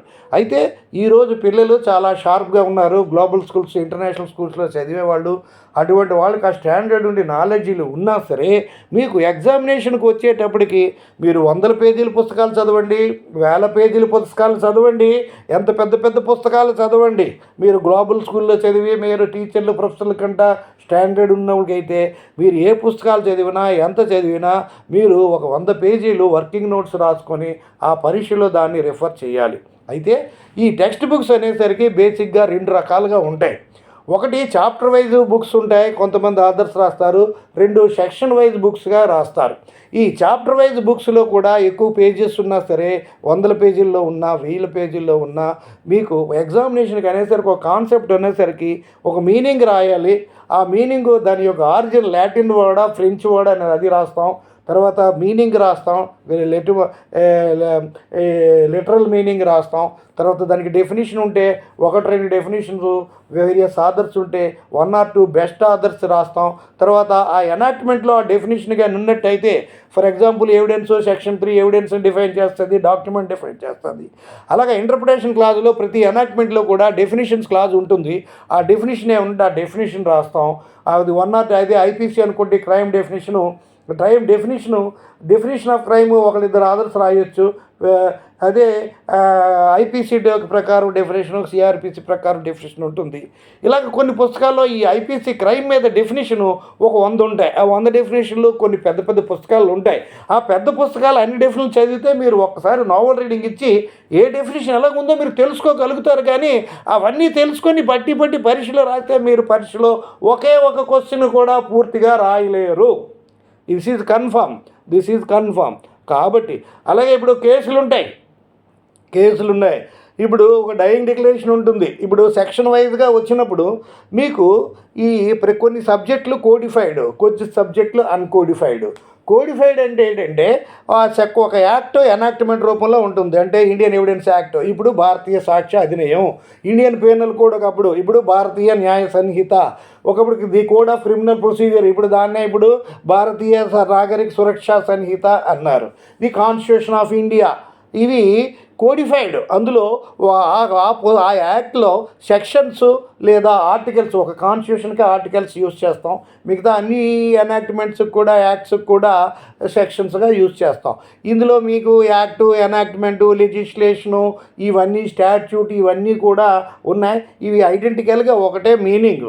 లెజిస్లేషన్ అంటే ఏంటంటే ఈ పార్లమెంట్లో ఒక ప్రాసెస్ని టేకప్ చేసేదాన్ని లెజిస్లేషన్ చెప్తారు. అది ఆ యొక్క ఈ లోక్సభ రాజ్యసభలో పెట్టి దీనికి వెళ్ళే ప్రొసీజర్ని ఎనాక్ట్మెంట్ అంటారు. తర్వాత యాక్ట్ అంటే ఆల్రెడీ యాక్ట్ అయిపోయి అది ఇంప్లిమెంట్ అయితే దాన్ని యాక్ట్ అంటారు. ఇంకా ఏదయ్యి లా అంటే ఏంటంటే కొన్ని rules and regulations, principles of లాని మనం పబ్లిక్ ఫాలో అవ్వాలి, పబ్లిక్ని చేయాలి. ఇవన్నీ కూడా అన్నీ ఒకటే ఇంచుమించుగా ఉంటాయి. కానీ ఏదంటే కన్ఫ్యూజన్ అనుకోవద్దు. మీకు ఆ డౌట్స్ వస్తే మీరు గూగుల్లో చూసుకుంటే యాక్ట్కి, ఎనాక్ట్మెంట్కి, వీటికి అన్నిటికీ తేడాలు ఏంటి అనేది మనకి తెలుస్తుంది. కాబట్టి మీరు ఒక స్టూడెంట్గా మీకు ఒక నాలెడ్జ్ ఉండి, పెద్ద ఎక్స్ట్రాడినరీ నాలెడ్జ్ ఉంటే, స్టూడెంట్స్ కూడా చాలా టీచర్లు మించిన నాలెడ్జ్లు నేను చూశాను. నేను క్లాస్ చెప్పేటప్పుడు చాలామంది స్టూడెంట్స్ రాసిన ఆర్టికల్స్ చూసా. వాళ్ళ ఆర్టికల్స్ టీచర్స్ ఆర్టికల్స్ కంటే బాగున్నాయి చూసా. మంచి బ్రిలియన్స్ ఉన్నారు. అయితే నేను ఒక ఫస్ట్ ఇయర్ స్టూడెంట్ ఆర్టికల్ చూసి 4 ముక్కలు నేర్చుకున్నానంటే ఆ స్టూడెంట్ని నా మనసులో నా గురువులాగే భావిస్తున్నానని నేను ఈ సభాముఖంగా చెప్తున్నాను. ఆడేటి ఈడేటి ఆరేగ సూర్యారవేటి తొక్క తోటకూర అని కిట్టని వాళ్ళు పడని వాళ్ళు అనేవాళ్ళు ఉంటారు, నా క్లాసెస్ వద్దని చెప్పి ఉంటారు. కానీ నా క్లాసులన్నీ మొత్తం ఎవరైతే త్వరగా ఈ ఎల్ఎల్బి కోర్సులో చదువుతారో వాళ్ళు లాని అదరగొట్టేస్తారు అంతే, లాయర్ అయినా జడ్జి అయినా అని నేను ధైర్యంగా చెప్తున్నాను. వాళ్ళు ఇప్పుడు మామూలు స్కూల్లో చదివిన, లా స్కూల్లో చదివినా సరే, వాళ్ళు నేషనల్ లా స్కూల్స్లో ప్రెస్టీజియస్ లా స్కూల్లో చదివిన స్టూడెంట్స్ కంటే ఏమాత్రం తక్కువ కాదని నేను ధైర్యంగా చెప్తున్నాను. I hold personally complete responsibility if anybody having followed me gets disappointed so far as acquiring knowledge in law is concerned. I hold complete responsibility is what I can rightly say before you. అయితే ఇది మీరు చూసుకోండి. అయితే ఇక్కడ sections అని అంటాం, sections ఉన్న బుక్లు ఇక్కడ చెప్తారు. ఆ సెక్షన్లో అవి 100, 200, 300, 500 సెక్షన్స్ ఉంటాయండి. ఈ సెక్షన్స్ అంటే ముందు సెక్షన్ అంటే బేర్ యాక్ట్లో మ్యాటర్ అలాగ దించేస్తారు. ఆ కింద కామెంట్ అని ఒక్కొక్క ఆధారు ఒక్కొక్కలాగా రాస్తారండి. ఆ సెక్షన్ మీద కొన్ని కేసులు ఒక ఆధారు 20 కేసులు రాస్తాడు, ఇంకొక ఆయన 30 కేసులు రాస్తాడు, 40 కేసులు ఇవన్నీ రాస్తారండి. ఈ కేసులకు వచ్చేసరికి ముందు ఏంటంటే ఇప్పుడు డౌరీ డెత్ ఉంది, లేకపోతే అబెట్మెంట్ ఆఫ్ సూసైడ్ ఒకటి ఉంటుంది, లేదంటే రెస్గెస్టే ఉంటుంది, డయింగ్ డిక్లరేషన్ ఉంటుంది, లేకపోతే రేపులో వేరియస్ సిచ్యుయేషన్స్ ఉంటాయి. ఇవన్నీ కేసెస్ అన్నీ కూడా ఒక్కొక్క సిచ్యుయేషన్స్లో హెడ్డింగ్ పెట్టుకొని వస్తుంది. అయితే ఇక్కడ అవన్నీ మనం స్టూడెంట్గా చదవగలిగితే అద్భుతమే, నాలెడ్జే. స్టూడెంట్ లెవెల్లోనే లాయర్ నాలెడ్జ్, జడ్జి నాలెడ్జ్ సంపాదించినటువంటి మేధావి అవుతారు. కానీ అవన్నీ చదివేసరికి ఏమవుతుందంటే మీకు అవి ఎగ్జామ్లో రాయడానికి పనికిరాదు, అన్ని కేసులు రాయడానికి కుదరదు. ఎందుకంటే ఒక్కొక్క కేసులో ఒక్కొక్క పాయింట్ మీద వస్తాయి. అది లాయర్స్, జడ్జెస్ వస్తే ఆ హెడ్డింగ్లు చూసుకొని మన కేసుకి, ప్రజెంట్ కేసుకి తగ్గినటువంటి కేసు ఏదైనా ఉందా అని ఆ 20-30 కేసుల్లో చూస్తారు. ఒక డయింగ్ డిక్లరేషన్ అవ్వచ్చు, లేదంటే డౌరీ డెత్ అయినా అవ్వచ్చు, అబెట్మెంట్ ఆఫ్ సూసైడ్ అయినా అవ్వచ్చు, ఒక రేప్ అయినా అవ్వచ్చు, లేదంటే కాన్స్టిట్యూషన్లో ఏదైనా ఇష్యూ అయినా కావచ్చు. అక్కడ ఆ కేసెస్ అలాగా చూసేసరికి మాకు అవుట్లైన్ చూడగానే తెలుస్తుంది. ఆ కేసు యొక్క కంటెంట్ ఒక పారాగ్రాఫ్లోనో 2 పారాగ్రాఫ్లో ఈ టెక్స్ట్ బుక్స్లో చూపిస్తాం. ఆ కేసు పక్కన సైటేషన్ అంటూ ఉంటుంది కాబట్టి ఆ సైటేషన్ చూసి lawyers, judges, all India reporters ఇవన్నీ పెద్ద పెద్ద పుస్తకాలు తీస్తారు. ఆ పెద్ద పెద్ద పుస్తకాల్ని పికౌట్ చేసి అందులో అవి నెట్లో చూసినా దొరుకుతుంది, కానీ నెట్లో మనకి కళ్ళతో చూడడానికి చాలా కష్టం. సెల్ ఫోన్లోనో కంప్యూటర్లోనో అన్నీ చూడడం కష్టం. అయినప్పటికి కూడా ఆ పుస్తకాన్ని తీసి పెట్టుకొని ఆ జడ్జిమెంట్లు అవన్నీ కొన్ని చాలా పేజెస్ ఉంటాయి, 100 పేజెస్ ఉంటాయి. అందులో ఏంటంటే ఈ కేసు యొక్క స్టార్టింగ్ నుండి ఎండింగ్ వరకు ఒక స్టోరీస్గా ఎంతమంది విట్నెస్లు వచ్చారు, ఎంతమంది ఆపోజిట్ విట్నెస్ వచ్చారు, ఇక్కడేం చెప్పాడు, అక్కడేం చెప్పాడు, ఆ రిపోర్ట్ ఏంటి, ఈ రిపోర్ట్ ఏంటి, సబ్సిక్వెంట్ రిపోర్ట్ ఏంటి, వేరియస్ ఇష్యూస్ అన్నింటినీ కూడా ఆ స్టోరీస్ అని. నేను లాయర్ కాదు, జడ్జి కాదు, నేను సిచ్యుయేషన్ బట్టి చెప్తున్నాను, అదే కరెక్ట్ అవుతుందని నాకు కాన్ఫిడెన్సు. కానీ లాయర్స్, జడ్జెస్ అంటే వాళ్ళు ఇంకా బాగా చెప్పగలుగుతారు ఈ ఇష్యూ మీద. అవన్నీ చూసుకొని అప్పుడు సీనియర్ లాయర్ అనుకోండి, 10 మంది జూనియర్స్ ఉంటారు. అరే నాయన అది తీసి, ఆ పాయింట్ తీసి మన కేసుకు సంబంధించింది ఇది నీకు తెలుసు కదా, మనకి కరెక్ట్ పాయింట్స్ ఏమైనా ఉన్నాయంటే వాటిని మౌంట్ చేయి అంటాడు, ఎల్లో మార్కర్తో చేయమంటాడు. అదే ఈ జూనియర్స్ ఎక్కువ లేని లాయర్ అయితే తనే చూసుకొని, తనే ఎక్కడెక్కడ ఉందో వెతుక్కొని మౌంట్ చేసుకొని ఉంటాడు. అప్పుడు అలాంటి వీటికి లాయర్స్కి, జడ్జెస్కి అనేవి ఆ పుస్తకాలు అనేవి డిజైన్ చేయవి స్టూడెంట్స్ ఎగ్జామినేషన్ కోసం కాదు. అయితే స్టూడెంట్స్ ఆ పుస్తకాలు చదివితే వాళ్ళకి ఏంటంటే లా అంటే ఒక అద్భుతమైన నాలెడ్జ్, స్టడీస్లోనే లాయర్లకి, జడ్జెస్కి మించినటువంటి నాలెడ్జ్ ఉండాలనే ఉద్దేశంతో, దృక్పథంతో అలాంటి బుక్స్ అన్నీ డిజైన్ చేస్తారు. ఆ పుస్తకాలు అవన్నీ చదవగలిగితే చాలా మంచిదే. ఆ స్టూడెంట్ కెరీర్లోనే లాయర్లకు, జడ్జీలకు ఉన్నటువంటి నాలెడ్జ్ని పొందగలిగేటువంటి అద్భుతమైనటువంటి మేధావులు కాగలరు. కానీ the first obligation before you ఏంటంటే ఉన్న దాంట్లో నాలెడ్జ్ నేర్చుకొని పరీక్ష బాగా రాసి చేయాలి. ఈ విషయంలో నా యొక్క పర్సనల్ ఎక్స్పీరియన్స్ ఒకటి చెప్తున్నాను, వినండి. నేను సిఆర్రెడ్డి లా కాలేజీలో చదివినప్పుడు ఇలాగా అనుకోకుండా ఒక్కొక్కరు రావడం, ఒక ప్రముఖుని భార్య నా క్లాస్ చెప్పమండం, ఆవిడతో పాటు ఆవిడ ఒకటి రావడం, ఆ రకంగా లాలో అన్ని సబ్జెక్టులు వాళ్ళకి 2-3 సంవత్సరాలు చెప్పడం, దానివల్ల నాకు లా రావడం, ఆ లా రావడం వల్ల 100 మంది స్టూడెంట్స్ అంతా ప్రతిరోజు ఎగ్జామ్కి నా ఇంటికి 3-4 గంటలు వస్తే నేను వాళ్ళకి సర్వీస్ చేయడం, ఇలాగా రాయవలసి వచ్చింది. అలా చెప్పడం వల్ల అల్టిమేట్గా నా వైఫ్ లా చదివితే నా వైఫ్ ఫ్రెండ్ మీ నోట్స్లు కూడా నేను రాయాలంటే అప్పుడు వాళ్ళకి 15-20 పేజీల్లోనే 30 పేజీల్లో రాస్తే ఆ నోట్స్లు చూసి వాళ్ళు మంచి మార్కులతో పాస్ అయ్యారు. దాన్ని ఇన్స్పిరేషన్గా తీసుకొని నేను 30-40 పేజీలో 1.5 స్పేస్తో ఫుల్ స్కాప్ స్పేస్ A4 సైజ్ కంటే పొడవుక ఇట్లో 20-30-40 పేజీలతో ప్రతి సబ్జెక్టు 30, 20, 25, 30, 40 మ్యాక్సిమం 40 పేజీలు 45 పేజీల్లో టైప్డ్ నోట్స్లు నేను సర్క్యులేట్ చేశాను. నిజంగా చెప్తున్నాను, by God I tell you. నేను సూర్యారావు ఒట్లు ప్రమాణాల మధ్యలో చేస్తారని ఎగతాళి చేయొద్దు. ఎందుకంటే ఈవెన్ ప్రెసిడెంట్ ఆఫ్ ఇండియా పోస్ట్కైనా ప్రమాణం చేసి చేయాలి, బాధ్యత గల ప్రతి పోస్టులకు కూడా ప్రమాణ స్వీకారం చేయాలి. కోర్టులో సాక్ష్యం చెప్పే ముందు ప్రమాణం చేసే చెప్పాలి. ఎందుకంటే ఆ విట్నెస్ చెప్పింది నిజమని నమ్ముతారు. కాబట్టి నా గత్యంతరం లేక నేను చెప్పిన మాటలు నిజమని నమ్మడానికి మీరు నమ్మాలనే ఉద్దేశంతో, నా మీద నమ్మకం ఉంచుకోవాలనే ఉద్దేశంతో అప్పుడు నేను ఇన్కంపేటబుల్గా దేవుడి మీద ప్రమాణం చేసి చెప్తున్నాను. 30-40 పేజీల్లో సబ్జెక్టు చూపించడానికి నా నరాలు తెగిపోయేవి.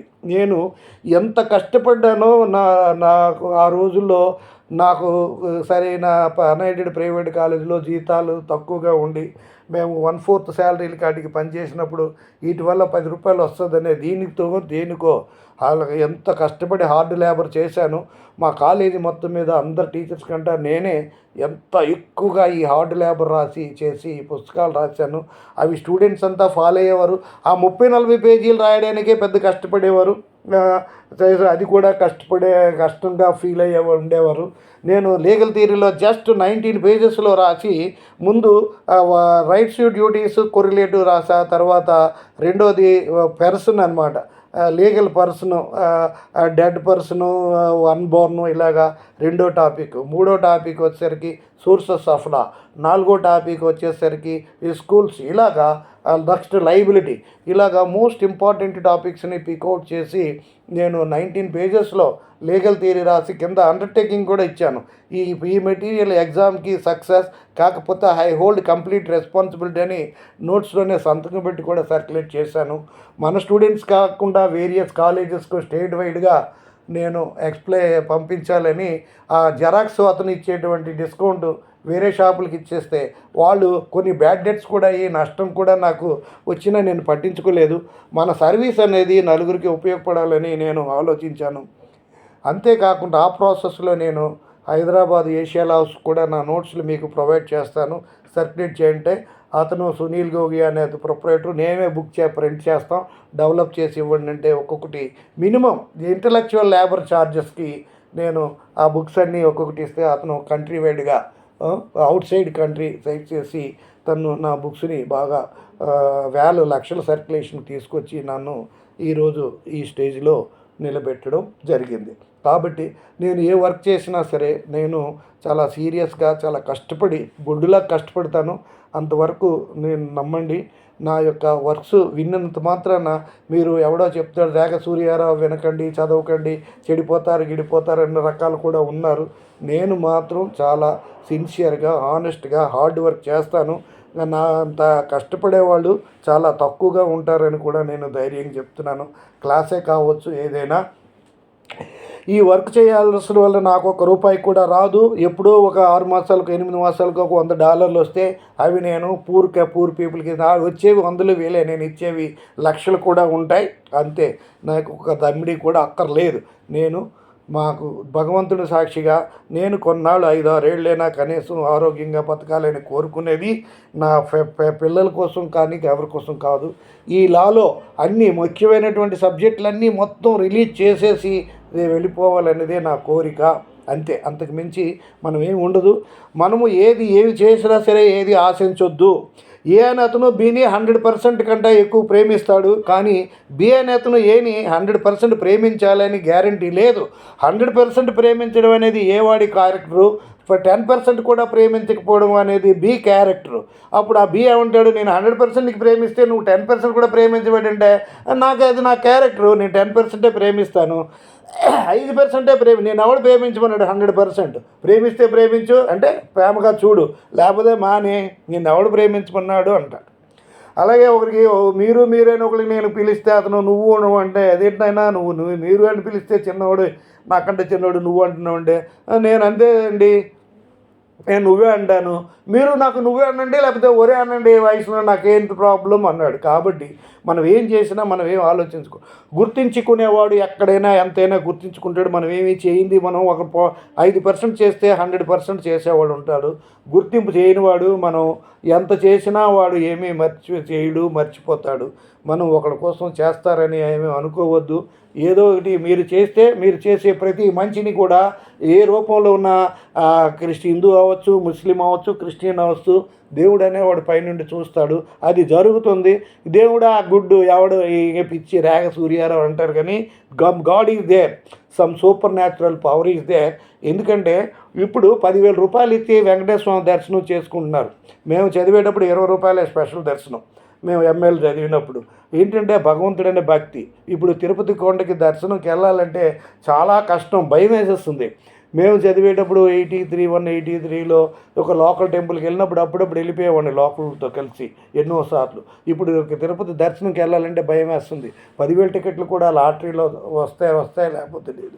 అలా ఉంది ఇక్కడ ఈ టెంపుల్స్ అనేవి. ఇప్పుడు అన్ని టెంపుల్స్ కూడా ఆంధ్రప్రదేశ్లో ప్రతి టెంపుల్స్ కూడా చాలా బిజీ అయిపోతున్నాయి. దర్శనం చేయాలంటే పెద్ద టెంపుల్కి వెళ్ళి దర్శనం చేయాలంటే భయం వేసేస్తుంది, తిరుపతిలాగా ఉంటుంది. టికెట్స్ కూడా ఎంట్రీ టికెట్స్ 3,500, 5,500 కూడా పెట్టేస్తున్నారు. వెళ్ళినా సరే 500 రూపాయల టికెట్ కొన్ని దర్శనంకి వెళ్ళినా సరే దర్శనం చేయగలవా లేదా అని కుమ్ములాట తొక్కిసలాటకి నేను విట్నెస్ చేశాను. కాబట్టి దేవుడు అనేవాడు నమ్మకం ఉంది, దేవుడు అనేవాడు ఉన్నాడని అంటాం. అయితే ఇన్ని కనిపెట్టినటువంటి మానవుడు కరోనాతో ప్రపంచాన్ని గడగడలాడించేను కళ్ళతో చూసాం. న్యూక్లియర్ వెపన్స్తో హిరోషిమా నాగసాకి చూసాం. ఇప్పుడు అంతకంటే మోస్ట్ పవర్ఫుల్ ఉన్నాయి. ఎప్పుడు ఎవడైనా వదులుతాడేమో, ప్రపంచం ఏమవుతుందనే భయంగా కూడా లేకపోలేదు. ఇప్పుడు ఈ ఇన్సిడెంట్స్ ఆఫ్ వార్స్ అన్నీ ఎక్కువగా ఉన్నాయి. ఎన్ని ఉన్నా, ఎన్ని తయారు చేసినా, ఎంత పవర్ని మనిషి ఇచ్చినా సరే కొన్ని 2 ఛానల్స్ మాత్రం భగవంతుడి చేతిలో ఉన్నాయి. అదేంటంటే మనిషి పుట్టకముందు ఏమిటి అదొక ఛానలు, చనిపోయిన తర్వాత ఏమిటి అనేది రెండో ఛానలు. ఈ రెండింటిని కూడా ఏ మానవుడు మున్ముందు ఇంకో 1000 సంవత్సరాలైనా కనుక్కోలేడు. కాబట్టి సంథింగ్ ఈజ్ దేర్ అని మీరు గుర్తుంచుకోండి. దేవుడా గుడ్డ నవ్వుతాడేవాడు, దేవుడు అన్నోడు పిచ్చి అని మాట్లాడేవాళ్ళు ఉంటారు, కానీ అది కాదు. Something is there. కాబట్టి మనకి చాలామందికి దేవుడికి సంబంధించి వాళ్ళ మంచికి మంచి, చెడ్డకి చెడ్డ ఆ లైఫ్లోనే అనుభవం అవుతుంది. కొంతమందికి నెక్స్ట్ జనరేషన్లో అనుభవం అవుతుంది, కొంతమందికి మున్ముందు అనుభవం అవుతుంది.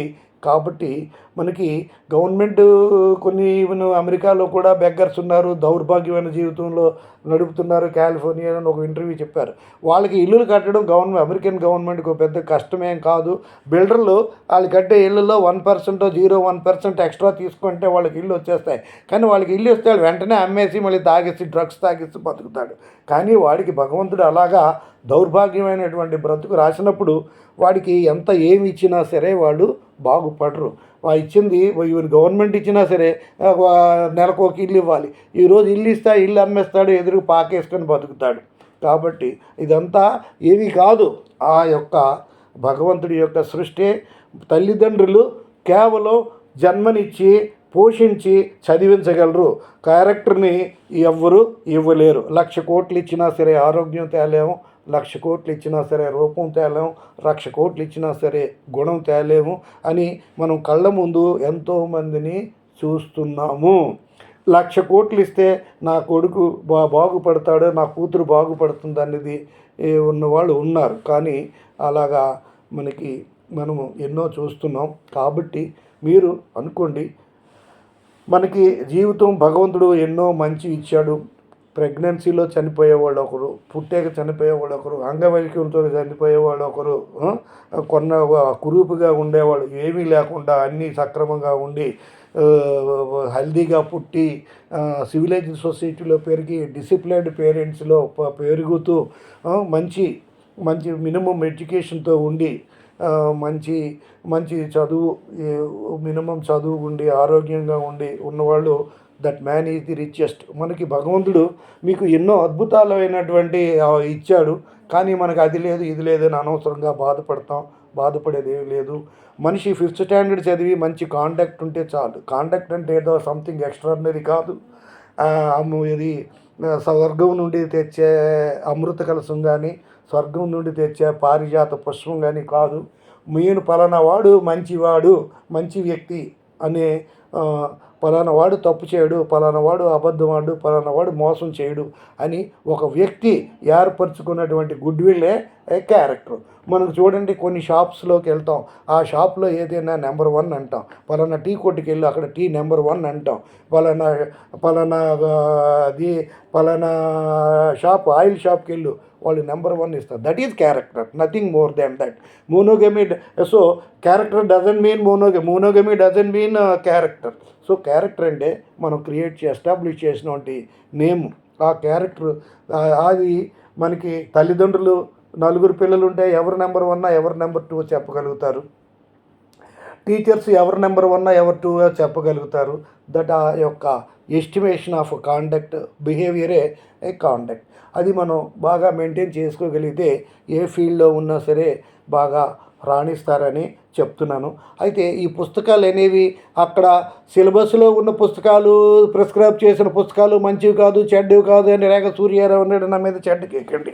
అవి మామూలు పుస్తకాలు చాలు. మహానుభావులు రాసినటువంటి పుస్తకాలు, గ్రేట్ పర్సన్స్ రాసిన పుస్తకాలు, వాళ్ళు కానీ ఉంటే వాళ్ళ కాళ్ళ మీద నేను సాష్టాంగపడి నమస్కారం చేస్తాను. ఈ విషయంలో నాకు కొన్ని సంవత్సరాల క్రితం ఒక పబ్లిషర్ వచ్చి నన్ను ఇలాగ రాస్తానంటే, అతను ఫ్లైట్లో వచ్చాడు, స్టార్ హోటల్లో ఉన్నాడు, వచ్చాడు కూర్చున్నాడు. ఆ పేరు చెప్పడం అంత బాగోదు. By God I tell you, అతను 4 పుస్తకాలు ఇచ్చి రివిజన్ చేయమన్నాడు. వచ్చి మేషారు ఇలాగా స్టార్ హోటల్ ఉన్నాడు, నా వైఫ్ బాగాలేదు, మీరు రండి అంటే వెళ్ళాను. నేను నా కొడుకు వెళ్ళిన తర్వాత అతను ఆ మహానుభావుల పుస్తకాలు 4 ఇచ్చాడు. ఇస్తే వీళ్ళు కురుక్షేత్ర యుద్ధంలో భీష్మ, ద్రోణ, కృపాచార్య లాంటి మహానుభావులు, వాళ్ళలో నేను ఆ కురుక్షేత్ర యుద్ధంలో 1,00,000 మంది సైనికుల్లో ఎక్కడో కనిపించని కత్తి డోలు పట్టుకున్నటువంటి నేను సామాన్యుణ్ణి. నేను ఇవి రివిజన్ చేయగలనా అని అంటే, by God, by mother promise. ఏం చెప్పాడంటే, you tossed them long back అన్నాడు. దట్ ఈజ్ నేను చేసిన దానికి ప్రతిఫలం. అలాగా నా వల్ల నేను నాకు ఆర్టికల్ కోసం అడిగితే ఒక పబ్లిషర్కి నేను ఒక స్టేట్లో వెళితే అతను నన్ను, మీరు ఎక్కడున్నారంటే ఇక్కడే ఉన్నాను అంటే పిలిచి నన్ను తీసుకెళ్ళి, నాకు కన్న తల్లి కానీ కట్టుకున్న భార్య కానీ అంత ప్రేమగా వాళ్ళ కుటుంబంలో భోజనం పెట్టలేదు. ఆఫీసులో రకరకాల డ్రై ఫ్రూట్స్ పెట్టి తర్వాత ఇంటికి తీసుకెళ్ళి ఇంకా ఎన్నో చెప్పారు. చెప్తే సెల్ఫ్ బోస్టింగ్ అసహ్యంగా దిష్టిగా ఉంటుంది. తీసుకెళ్ళి అందరూ చేసి నాకు నా వైఫ్ చేతిలో 1,01,000 ఒక ఆడపిల్లకి పసుపు కుంకుమలో పెట్టి పట్టు చీరతో సత్కరించారు. ఆ పబ్లిషర్కి నాకు ఏ సంబంధము లేదు. అతనికి నేను ఒక పీస్ ఆఫ్ పేపర్ కూడా ఇవ్వలేదు. బికాజ్ ఆ సిటీలో నా యొక్క పేరు, నా యొక్క బుక్స్ కొన్నటువంటి సర్క్యులేషన్కి అతను ముగ్ధుడై నాకు మంచి రిచ్ పర్సన్ అతను చేసేవాళ్ళు గుర్తించేవాళ్ళు ఎంతైనా గుర్తిస్తారు. చేయని వాళ్ళు, విశ్వాసం లేని వాళ్ళు వెంటనే మర్చిపోతారు. కాబట్టి నేను నా యొక్క గాడ్ ఫాదరు బంగారాజు గారు అనే గాడ్ ఫాదర్ని నేను నా తల్లిదండ్రుల కంటే ఎక్కువ ఆరాధిస్తాను. ఆయన్ని నాకు దేవుడి కంటే అతను ఎక్కువ. ఆయన తర్వాత నా భార్య అడిగినప్పుడు ఎప్పుడు బంగారాజు గారు అంటారు. అతను ఎంత మాకంటే ఎక్కువ అంటే మీకంటే ఎక్కువ అని నేను సెకండ్స్లో ఆన్సర్ చెప్పాను. అది తర్వాత మా ఆవిడ చూసిన తర్వాత, మీరు చెప్పింది కరెక్టేనండి, బంగారాజు గారిని మీరు అంతగా ఆరాధించడంలో ఆశ్చర్యం లేదు, ఆయన అంత గొప్ప వ్యక్తి అని నా భార్య కూడా నాకు ఒకసారి అనడం జరిగింది. ఇవన్నీ చెప్పిన సెల్ఫ్ కాదు, ఇవి నేను ఇన్స్పైరింగ్ ఫ్యాక్ట్స్ అనే దాంట్లో నా లైఫ్లో కూడా కొన్ని మీకు కలుపుతున్నానంటే ఇవి నా యొక్క నమ్మకం. కొన్ని ఆత్మస్తుతి, పరనింద అని 2 ఉంటాయి. అంటే మనం గొప్ప చెప్పుకోకూడదు, ఎదుటివాడి గురించి చెడ్డ చెప్పకూడదు. రావణాసురుడు, శిశుపాలుడు, కంసుడు, శిశుపాలుడు లాంటి వాళ్ళు కూడా చెడ్డ అని చెప్పకూడదు. అది ఫండమెంటల్ ప్రిన్సిపల్. చెడ్డవాడిని చెడ్డని చెప్పకూడదు కానీ, మనకు మనం గొప్పగా చెప్పుకోకూడదు కానీ, కొన్ని సందర్భాల్లో చెప్పకపోతే కుదరదు. ఇప్పుడు ఒక వ్యక్తికి ఒక పర్సనల్‌గా ఒక ముఖ్యమంత్రితోనో, ప్రధానమంత్రితోనో పర్సనల్ ఇంటరాక్షన్‌లో ఒక అద్భుతం జరిగిందనుకోండి, అది బయటికి చెప్పకపోతే తెలీదు. నేను ఒకళ్ళ ఇంటికెళ్తే ఆళ్ళ ఇంట్లో నాకు, నా భార్యకి, వాళ్ళ కుటుంబం అంతా చేసినటువంటి సత్కారం అనేది, అదనేది నాకు, నా భార్యకి, వాళ్ళకే తెలుసు. వాళ్ళు బయటికి చెప్పరు. మనకి చెప్పుకుంటే అదొక ఆనందం. ఈ వర్క్ చేసినందుకు ఇలాంటి వాళ్ళు మనకు ఉండడం ఎంతో గొప్ప అని. అలాగే ఒక స్టూడెంట్స్ అయినా కొంతమంది గౌరవించే వాళ్ళు ఉన్నారు. కొంతమంది ఏమీ సంబంధం లేకపోయినా, నేను ఇన్ అబ్సెన్షియా టీచర్‌గా అయినా నేనే వాళ్ళని ఉద్ధరించినంతగా ఫీల్ అయ్యి సంతోషపడే స్టూడెంట్స్ ఉన్నారు. నా వల్ల ఓనామాలు నేర్చుకొని పెద్ద పెద్ద జ్యుడిషియల్ ఆఫీసర్ అయిపోయి, హైకోర్టు జడ్జీలు అయినా సరే నన్ను మర్చిపోయినోళ్ళు కూడా ఉంటారు. అది it's all once character. We cannot నాకు ఆ యొక్క విధేయత ఉంది, విశ్వాసం కూడా ఎక్కువ ఉంది. కాబట్టి ఎవరి క్యారెక్టర్ వాళ్ళది. కాబట్టి దీనికి మీరు అనుకోకండి. అయితే ఇప్పుడు మీకు ఇక్కడ చెప్పింది ఏంటంటే, ఇవి 2 పాయింట్లు సెల్ఫ్ డబ్బా బోస్టింగ్ అనుకోకండి. సూర్యారావు అనేవాడు కూడా ఒక మంచి రైటరే. మంచి అతని పుస్తకాలు బాగానే ఉంటాయి. అతని పుస్తకాల మీద మనం నమ్మొచ్చు, అతని లెక్చర్లు మనం నమ్మొచ్చు అనేటువంటి ఇన్స్పిరేషన్ మిమ్మల్ని కలిగజేయడానికే తప్ప నాకేదో పెద్దగా అక్కర్లే. నాకు 69 అయిపోయి 70కి రీచ్ అవుతున్నాను. నాకంటే చిన్నవాళ్ళు ఎంతోమంది పసిమొక్కలు రాలిపోయాయి. నేను ఎన్ని రోజులు ఎంత ఎక్కువగా నాకు దేవుడికి ఎప్పుడు కోరేది ఏంటంటే, మినిమం 5-6 ఏళ్ళు బతికి ఉన్న సబ్జెక్టులన్నీ మొత్తం ఇంకా 18 అయినాయి, ఇంకొక 18, 15 ఉన్నాయి, 17 ఉన్నాయి. ఇవన్నీ చెప్పాలంటే కష్టం. కాబట్టి ముందు అది కావాలి, ఇది కావాలని స్టూడెంట్స్ కామెంట్స్ పెడుతున్నారు. కాబట్టి ముందు ఏం చేయాలంటే సమ్మరీస్ వైజ్గా చెప్పేద్దామని ఫిక్స్ అయిపోయాను. ఈ అన్ని సబ్జెక్టులు, మిగిలిన సబ్జెక్టులన్నీ కూడా సమ్మరీస్గా చెప్పేస్తాను అనుకుంటున్నాను. అది ఎంతవరకు ప్రాక్టీస్ అవుతుందో తెలియదు. నేను యూఎస్లో ఉన్నప్పుడు మా కొడుక్కి అడిగాను, నాన్న అంతకుముందు నా cell phone 1 hour 50 minutes 1 hour 6 minutes 50 సెకండ్స్కే స్విచ్ ఆఫ్ అయిపోయేది. అంతకుముందు కాదంటే ఒక ఫోన్ కొన్నాడు. అది 1.5-2 గంటల వరకు వస్తుంది. ఇప్పుడు సబ్జెక్ట్ మొత్తం ఒకే క్లాస్లో ముందు రోజు తెలుగు, తర్వాత ఇంగ్లీష్లో చెప్పేస్తే మన విద్యార్థులకి చాలా ఉపయోగం పడుతుందనే ఐడియా వచ్చింది. అమెరికాలో ట్రై చేశా మా బాబుకి. ఎక్కువ 5-6 గంటలు వీడియో చేయకి రికార్డ్ అయ్యే ఏదైనా ఉండొచ్చు అని. అయితే ఆవిడ బాబు అన్నాడు, మీ ఫోన్నే ట్రై చేయండి, వీడియో ఆన్ చేసి వదిలేయండి అంటే, వీడియో ఆన్ చేస్తే 5 అవర్స్ పైన కూడా వీడియో ఆన్ అయి ఉంది. కాబట్టి ఈ 5 గంటల సుత్తి 6 గంటల సుత్తి అనుకోకండి. సబ్జెక్టు ఫస్ట్ చాప్టర్ నుండి లాస్ట్ చాప్టర్ వరకు ఒక బ్రీఫ్గా ఒక ఐడియా ఇచ్చేస్తే మీకు ఒక ఐడియాతో మీరు క్లాసులకు వెళ్తే క్లాస్ రూమ్లో మీకు ఇంట్రెస్ట్ ఉంటుంది. ఇప్పుడు బేసిక్గా ఏం చేయాలంటే, ఒక పెర్ఫెక్ట్ స్టూడెంట్ అంటూ ఏం చేయాలో తెలుసా? ఒకళ్ళు కాలేజీకి వెళ్ళే ముందు పుస్తకం నావెల్ రీడింగ్ చదువుకొని, ఒక బుక్ని, నచ్చిన బుక్ని తీసుకొని నావెల్ రీడింగ్ ఇచ్చేసి మీరు క్లాస్కి వెళ్ళారంటే, ఒక సబ్జెక్ట్ మీద కొంత ఐడియా ఉన్నప్పుడు టీచర్ చెప్పిన పాఠం మీద మీకు ఇంట్రెస్ట్ ఉంటుంది. అదేవిధంగా మీరు ఎగ్జామ్కి రాసేటప్పుడు ప్రిపేర్ అయినప్పుడు ముందు ఫస్ట్ చాప్టర్ నుండి లాస్ట్ చాప్టర్ వరకు ఒక నావెల్ రీడింగ్ ఇచ్చేసి, తర్వాత ఇంపార్టెంట్ టాపిక్స్ అనేవి మధ్యలో 10వ చాప్టర్ కావచ్చు, తర్వాత 16వ చాప్టర్, తర్వాత 3వ చాప్టర్, అలాగా మీరు రాసుకోవచ్చు. మీకు ఏ టాపిక్ తెలిసినా మీకు ఐడియా ఒక అర్థం అవుతుంది. అయితే ఇప్పుడు ఇంపార్టెంట్ అని చెప్పేసి డైరెక్ట్గా 13వ చాప్టర్ తీశారనుకోండి, మొదటి చాప్టర్స్ లేకపోతే మీకు సరైన ఐడియా ఉండదు. డైరెక్ట్గా 13, అయితే ఒక నావెల్ రీడింగ్ ఇచ్చేసారనుకోండి. అలాగే నేను ఒక సమ్మరీలు నేను చెప్పాను అంతకుముందు ఒక సమ్మరీలు వినేశారనుకోండి, డైరెక్ట్గా 10వ చాప్టర్ డెఫినేషన్ చదివచ్చు, 12వ చాప్టర్ నెగ్లిజెన్స్ చదివచ్చు, టాట్స్, అలాగే కాంట్రాక్ట్స్ అనుకోండి, క్వాజీ కాంట్రాక్ట్స్ చివరిగా చదివచ్చు. అప్పుడు మీకు ఐడియా వస్తుంది. మీకు కాంట్రాక్ట్ తెలియక ఆఫర్ యాక్సెప్టెన్స్ ఏది తెలియకుండా డైరెక్ట్ క్వాజీ కాంట్రాక్ట్ చదివారనుకోండి నావెల్ రీడింగు, మీకు తెలియదు. కాబట్టి ఈ విధంగా మీరు ఒక క్లాసులో మీకు బాగా అర్థం అవ్వాలనుకుంటే, మీరు ఒక నావెల్ రీడింగ్ ఇచ్చి, ఒక సబ్జెక్ట్ నావెల్ రీడింగ్స్ కానీ ఇచ్చేసారంటే, మీకు క్లాసులో టీచర్ చెప్పే మాట బాగా వినిపిస్తుంది, మీకు అర్థమవుతుంది, ఇంట్రెస్ట్ కూడా క్రియేట్ అవుతుంది. ఈ ఇప్పుడు నేను 5-6 సబ్జెక్టులు చెప్పేస్తాను.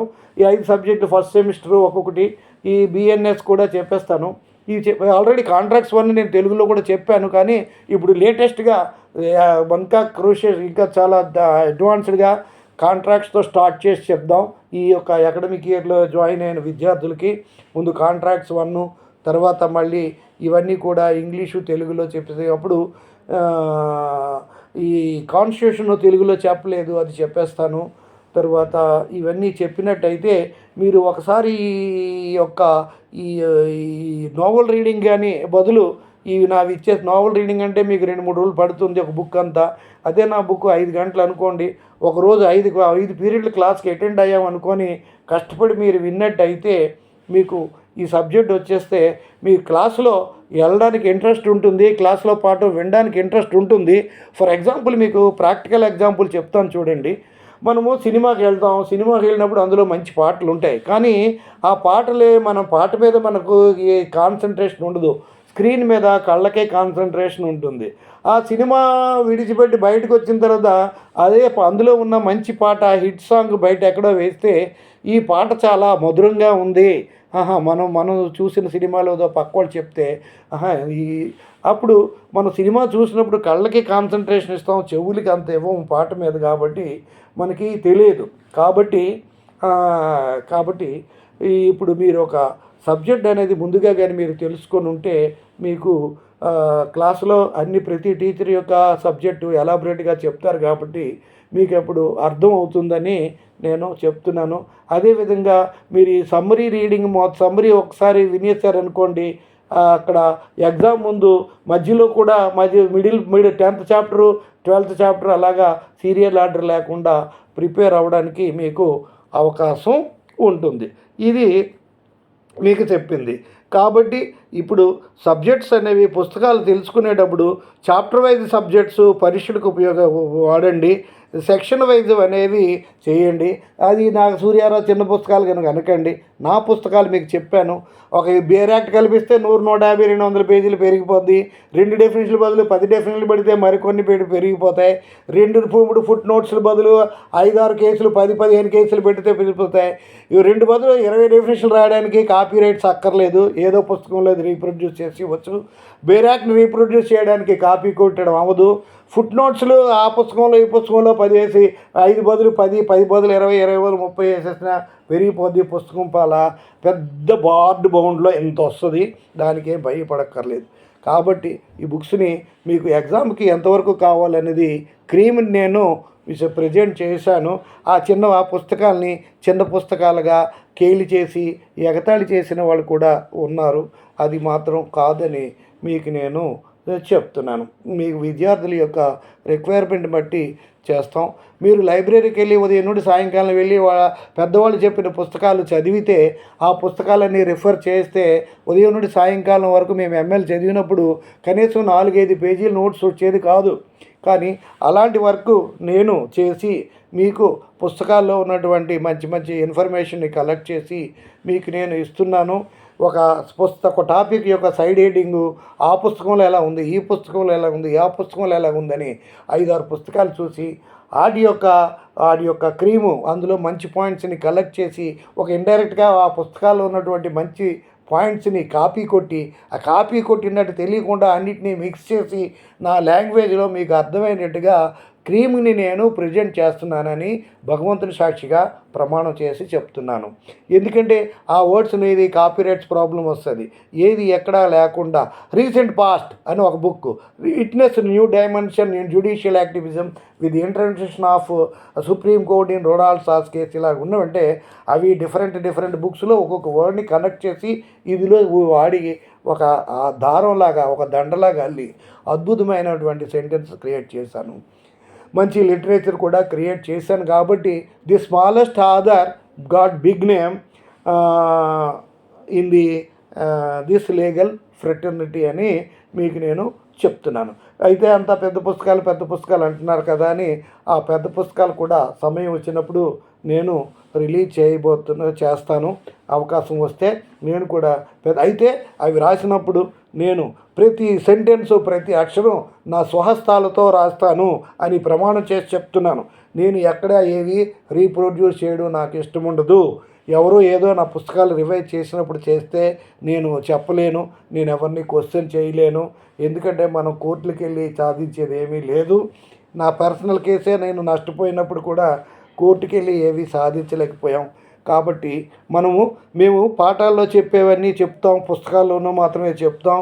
మీరు చెప్పిన దానికి ఇక్కడ ప్రాక్టికల్గా జరిగిన దానికి ఏమీ సంబంధం లేదు అని అనవద్దు. మన సొసైటీ ఆ విధంగా ఉంది. కాబట్టి దానికి మేము టీచర్స్గా ఏమిటంటే పుస్తకాల్లో ఉన్నది మాత్రమే చెప్పగలం. ప్రాక్టికల్గా ఉన్నవి ఏమైనా మీకు సాధక బాధకాలు తెలుసుకుంటే members of bench and bar నుండి మీరు తెలుసుకోండి. కాబట్టి ఇది పరిస్థితి.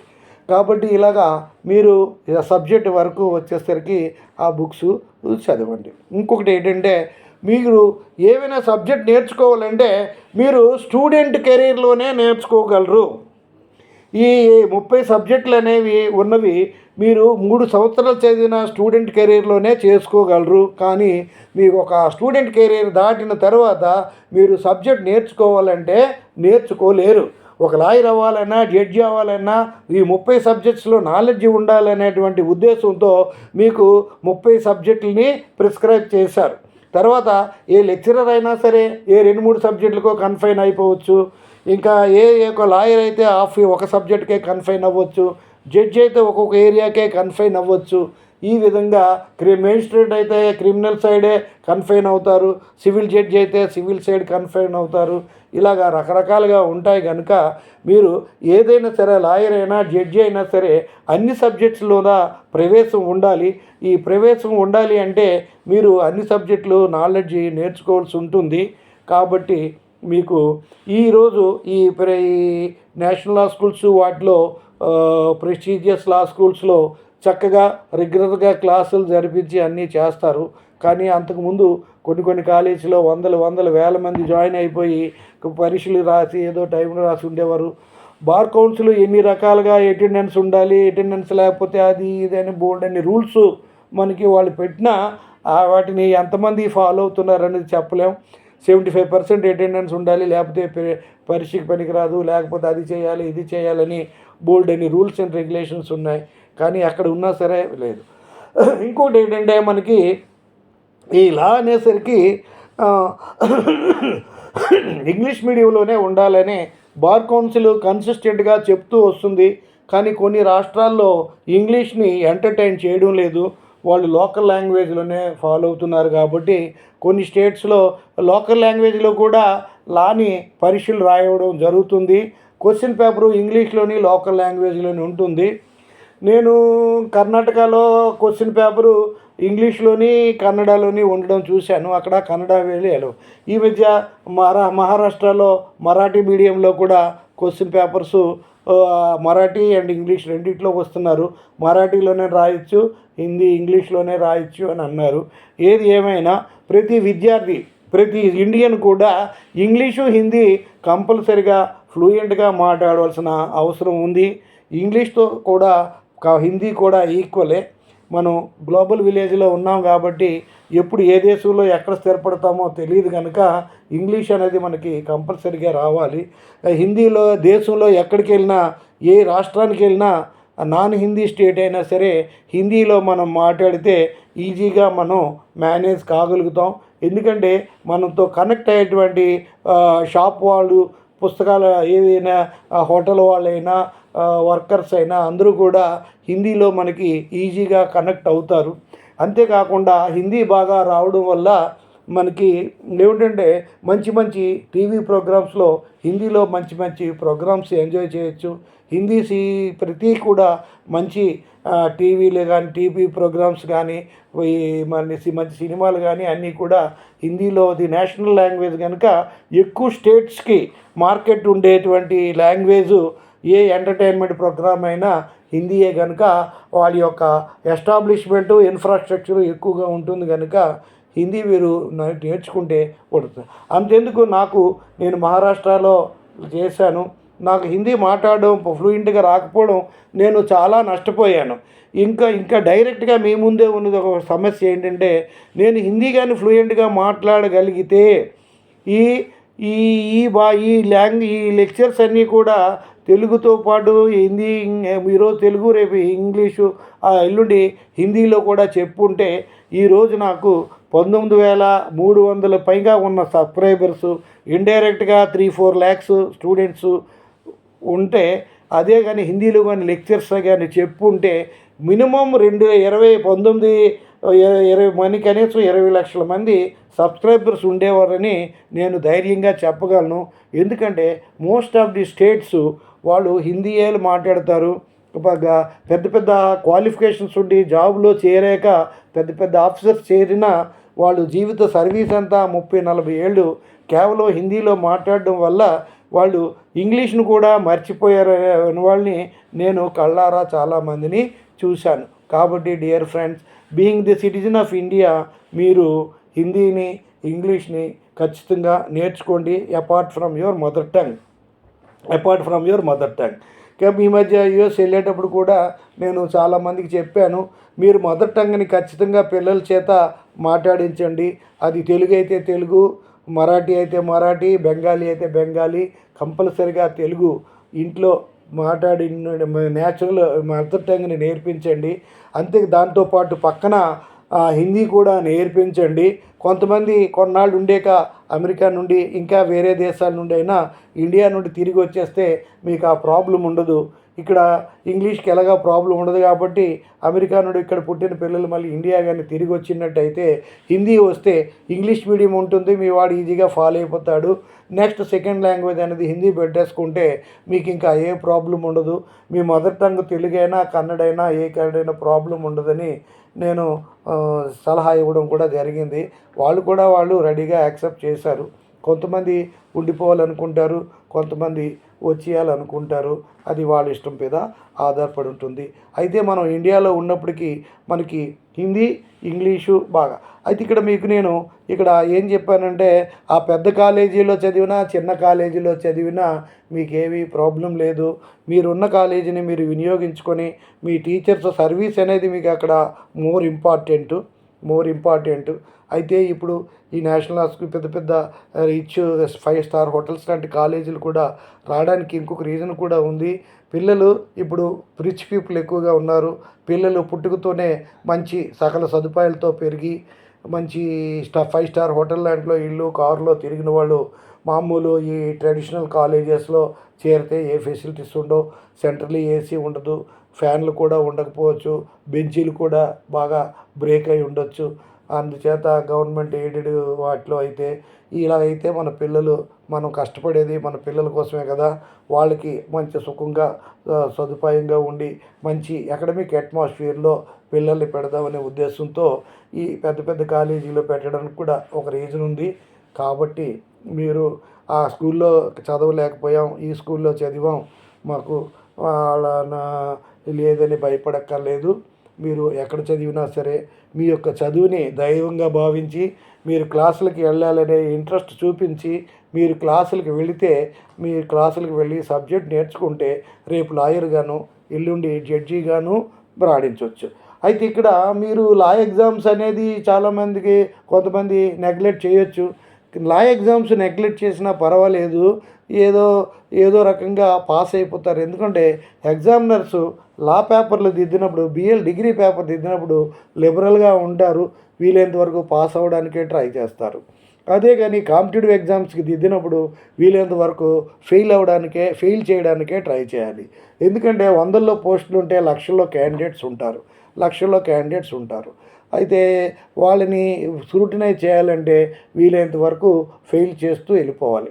కాబట్టి మీరు మనం ఎక్కువసేపు చదివినా రాయకపోయినా ఎందుకుసేపు చదవకపోయినా పర్వాలేదు, ఎక్కువ క్లాసులకు వెళ్ళకపోయినా పర్వాలేదు అంటే qualifying exam LLB degree LLM డిగ్రీకి వర్కౌట్ అవుతుంది. కానీ రేపు జడ్జెస్ ఎగ్జామినేషన్కి సివిల్ జడ్జి ఎగ్జామినేషన్ కానీ లేదా ఎడిషనల్ జిల్లా జడ్జి ఎగ్జామినేషన్ కానీ వాటికి ఉపయోగపడదు. కాబట్టి మీరు ఈ సివిల్ జడ్జిగా 5 ఏళ్ళు కానీ అడ్వకేట్గా 7 ఏళ్ళు కానీ ఉంటే ఎడిషనల్ జిల్లా జడ్జి అవుతారు. ఎడిషనల్ జిల్లా జడ్జిగా మీరు స్టార్ట్ అయ్యారంటే మీరు ఖచ్చితంగా హైకోర్టు జడ్జి అవ్వడానికి ఈజీగా అవకాశాలు ఉన్నాయి. ఒకసారి హైకోర్టు జడ్జి అయ్యారంటే మీరు ప్రభుత్వాలను కూడా శాసించేటువంటి పవర్ మీకు ఉంటుంది.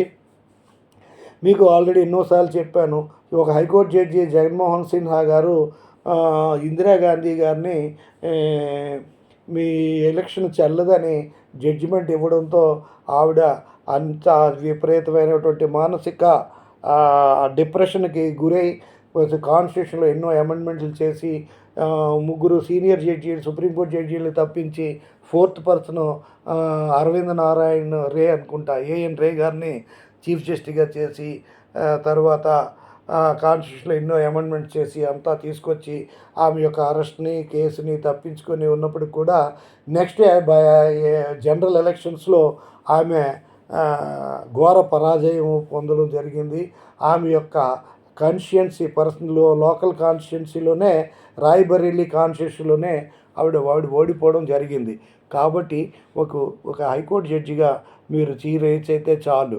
మీకు maximum power highest powers executive లెజిస్లేచర్లో యూనియన్ లెవెల్లోనే ఉంటుంది, కానీ జ్యుడిషియరీకి ఎక్స్ట్రాడినరీ పవర్స్ అనేవి హైకోర్టు లెవెల్లోనే ఉంటుంది. కాగా చదవండి, సబ్జెక్ట్ నేర్చుకోండి, అన్నీ నేర్చుకొని మీరు ఏదో రకంగా మీరు ఒకసారి జడ్జిగా అయ్యి మీకు సఫిషియెంట్ నాలెడ్జ్ కానీ లేకుండా మీరు జడ్జిమెంట్ ఇస్తే మీ ముందు క్రిటిసైజ్ చేయకపోయినా ముందుగా క్రిటిసైజ్ చేస్తే contempt of court, civil criminal liability. కొంతమంది సీనియర్ అడ్వకేట్స్ వాళ్ళు పర్సనల్గా మాట్లాడుకుంటారు, వీడేం జడ్జి వీడికి ఏమి రాదని అనేటువంటి ప్రమాదం కూడా ఉంటుంది. అంతే ఏదోలాగా మీకు సబ్జెక్ట్ లేకుండా జడ్జి పోస్ట్ వచ్చి చేస్తే ఆ క్లర్క్లు స్టేనోలు ఇతనికి ఏమి రాదు, జడ్జిమెంట్లు నేనే డిక్టేట్ చేస్తానని బయట చెప్పుకునే అవకాశం ఉంది.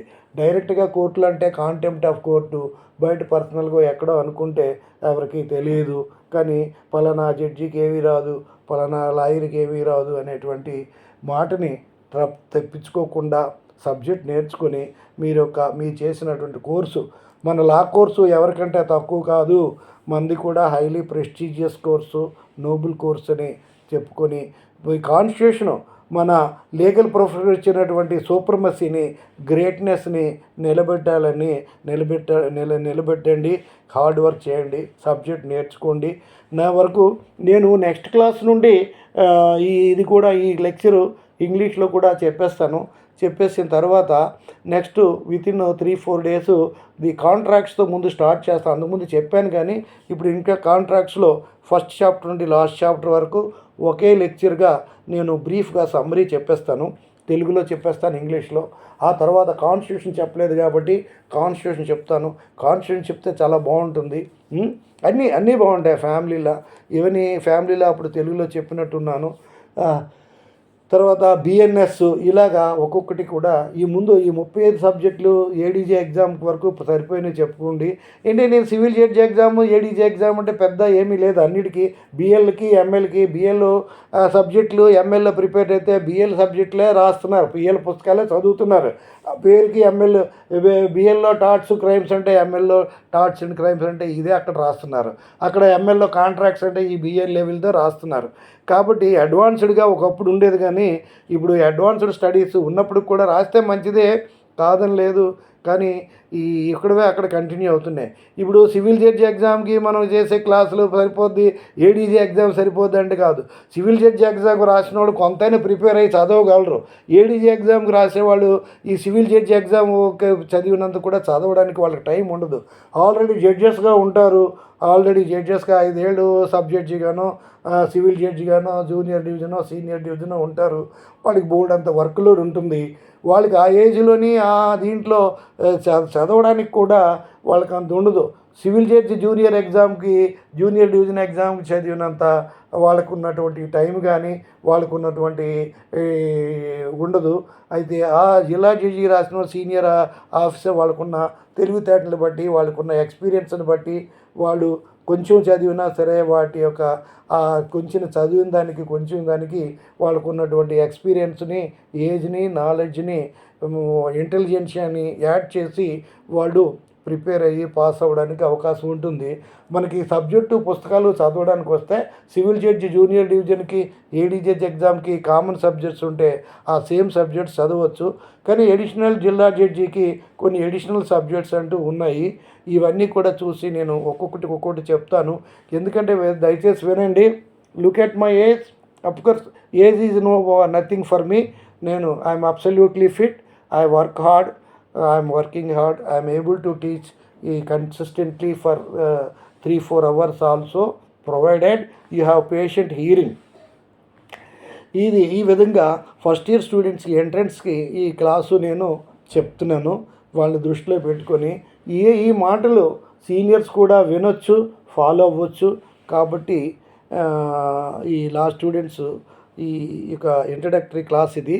ఈ ఎల్ఎల్బి వాళ్ళకి నేను ఈ కాంట్రాక్ట్స్ 1, కాన్స్టిట్యూషన్ అన్నీ కూడా ఈ 5 సబ్జెక్టులు చెప్పేసిన తర్వాత ఈ నెక్స్ట్ సెకండ్ ఇయర్ వాళ్ళకి, ఫైనల్ ఇయర్ వాళ్ళకి అన్నిటికీ కూడా ఈ 35 సబ్జెక్టులు కూడా తెలుగు, ఇంగ్లీష్లో ముందు సమ్మరీస్ చెప్పేయడానికి ప్రయత్నిస్తాను. How far it can be possible నా యొక్క ఆరోగ్యాన్ని బట్టి, అవకాశాన్ని బట్టి, ఈ టైం షెడ్యూల్ బట్టి ఆధారపడి ఉంటుంది. మీ యొక్క కోఆపరేషన్ కూడా ఉంటే బాగుంటుంది. ఇవి వినండి, సబ్జెక్ట్ నేర్చుకోండి. ఎందుకంటే ఎక్కువ లెక్చర్స్ ఇచ్చినా కూడా చదవటం లేదు. చెప్పడం ఏంటంటే స్టూడెంట్స్ వినేవాళ్ళు తక్కువ అయిపోయారు. ఎంత నేషనల్ లా స్కూల్స్లో అయినా, ఎంత పెద్ద చదివినా, లక్షల ఫీజు ఇచ్చినా సరే ఫీజు కడుతున్నాం అనేటువంటి బాధ కూడా ఉండకుండా క్లాసులకంటూ వినటం లేదని నేను కూడా విన్నాను. క్లాసులు వినండి, సబ్జెక్ట్ నేర్చుకోండి, రెగ్యులర్గా క్లాసులకు వినండి. ముందు నా క్లాసులు కానీ ఇంకా వేరే వాళ్ళు చాలామంది చెప్పారు. ఆ క్లాసులు కానీ ఒకసారి ఐడియా టూకీగా విని క్లాసులకు వెళ్ళాలంటే మీకు ఇన్స్పిరేషన్ వస్తుంది. కాబట్టి బాగా వర్క్ చేస్తే మీరు రేపు లీడింగ్ లాయర్గానో, మంచి జడ్జిగానో ఉన్నప్పుడు మీరు పర్సనల్గా గ్రేట్నెస్ అనుభవించగలరు. అంటే అలాగ లేకుండా ఉంటే వాళ్ళని బాగా లీడింగ్ లాయర్లని, జడ్జెస్ని చూసి సీ అండ్ ఎంజాయ్ అయిపోతుంది. సంతోషించడమే తప్ప మనం ఏమనుకున్నా లాభం లేదు. Wish you all the best. God bless you. Thanks a lot for patient hearing. Thank you.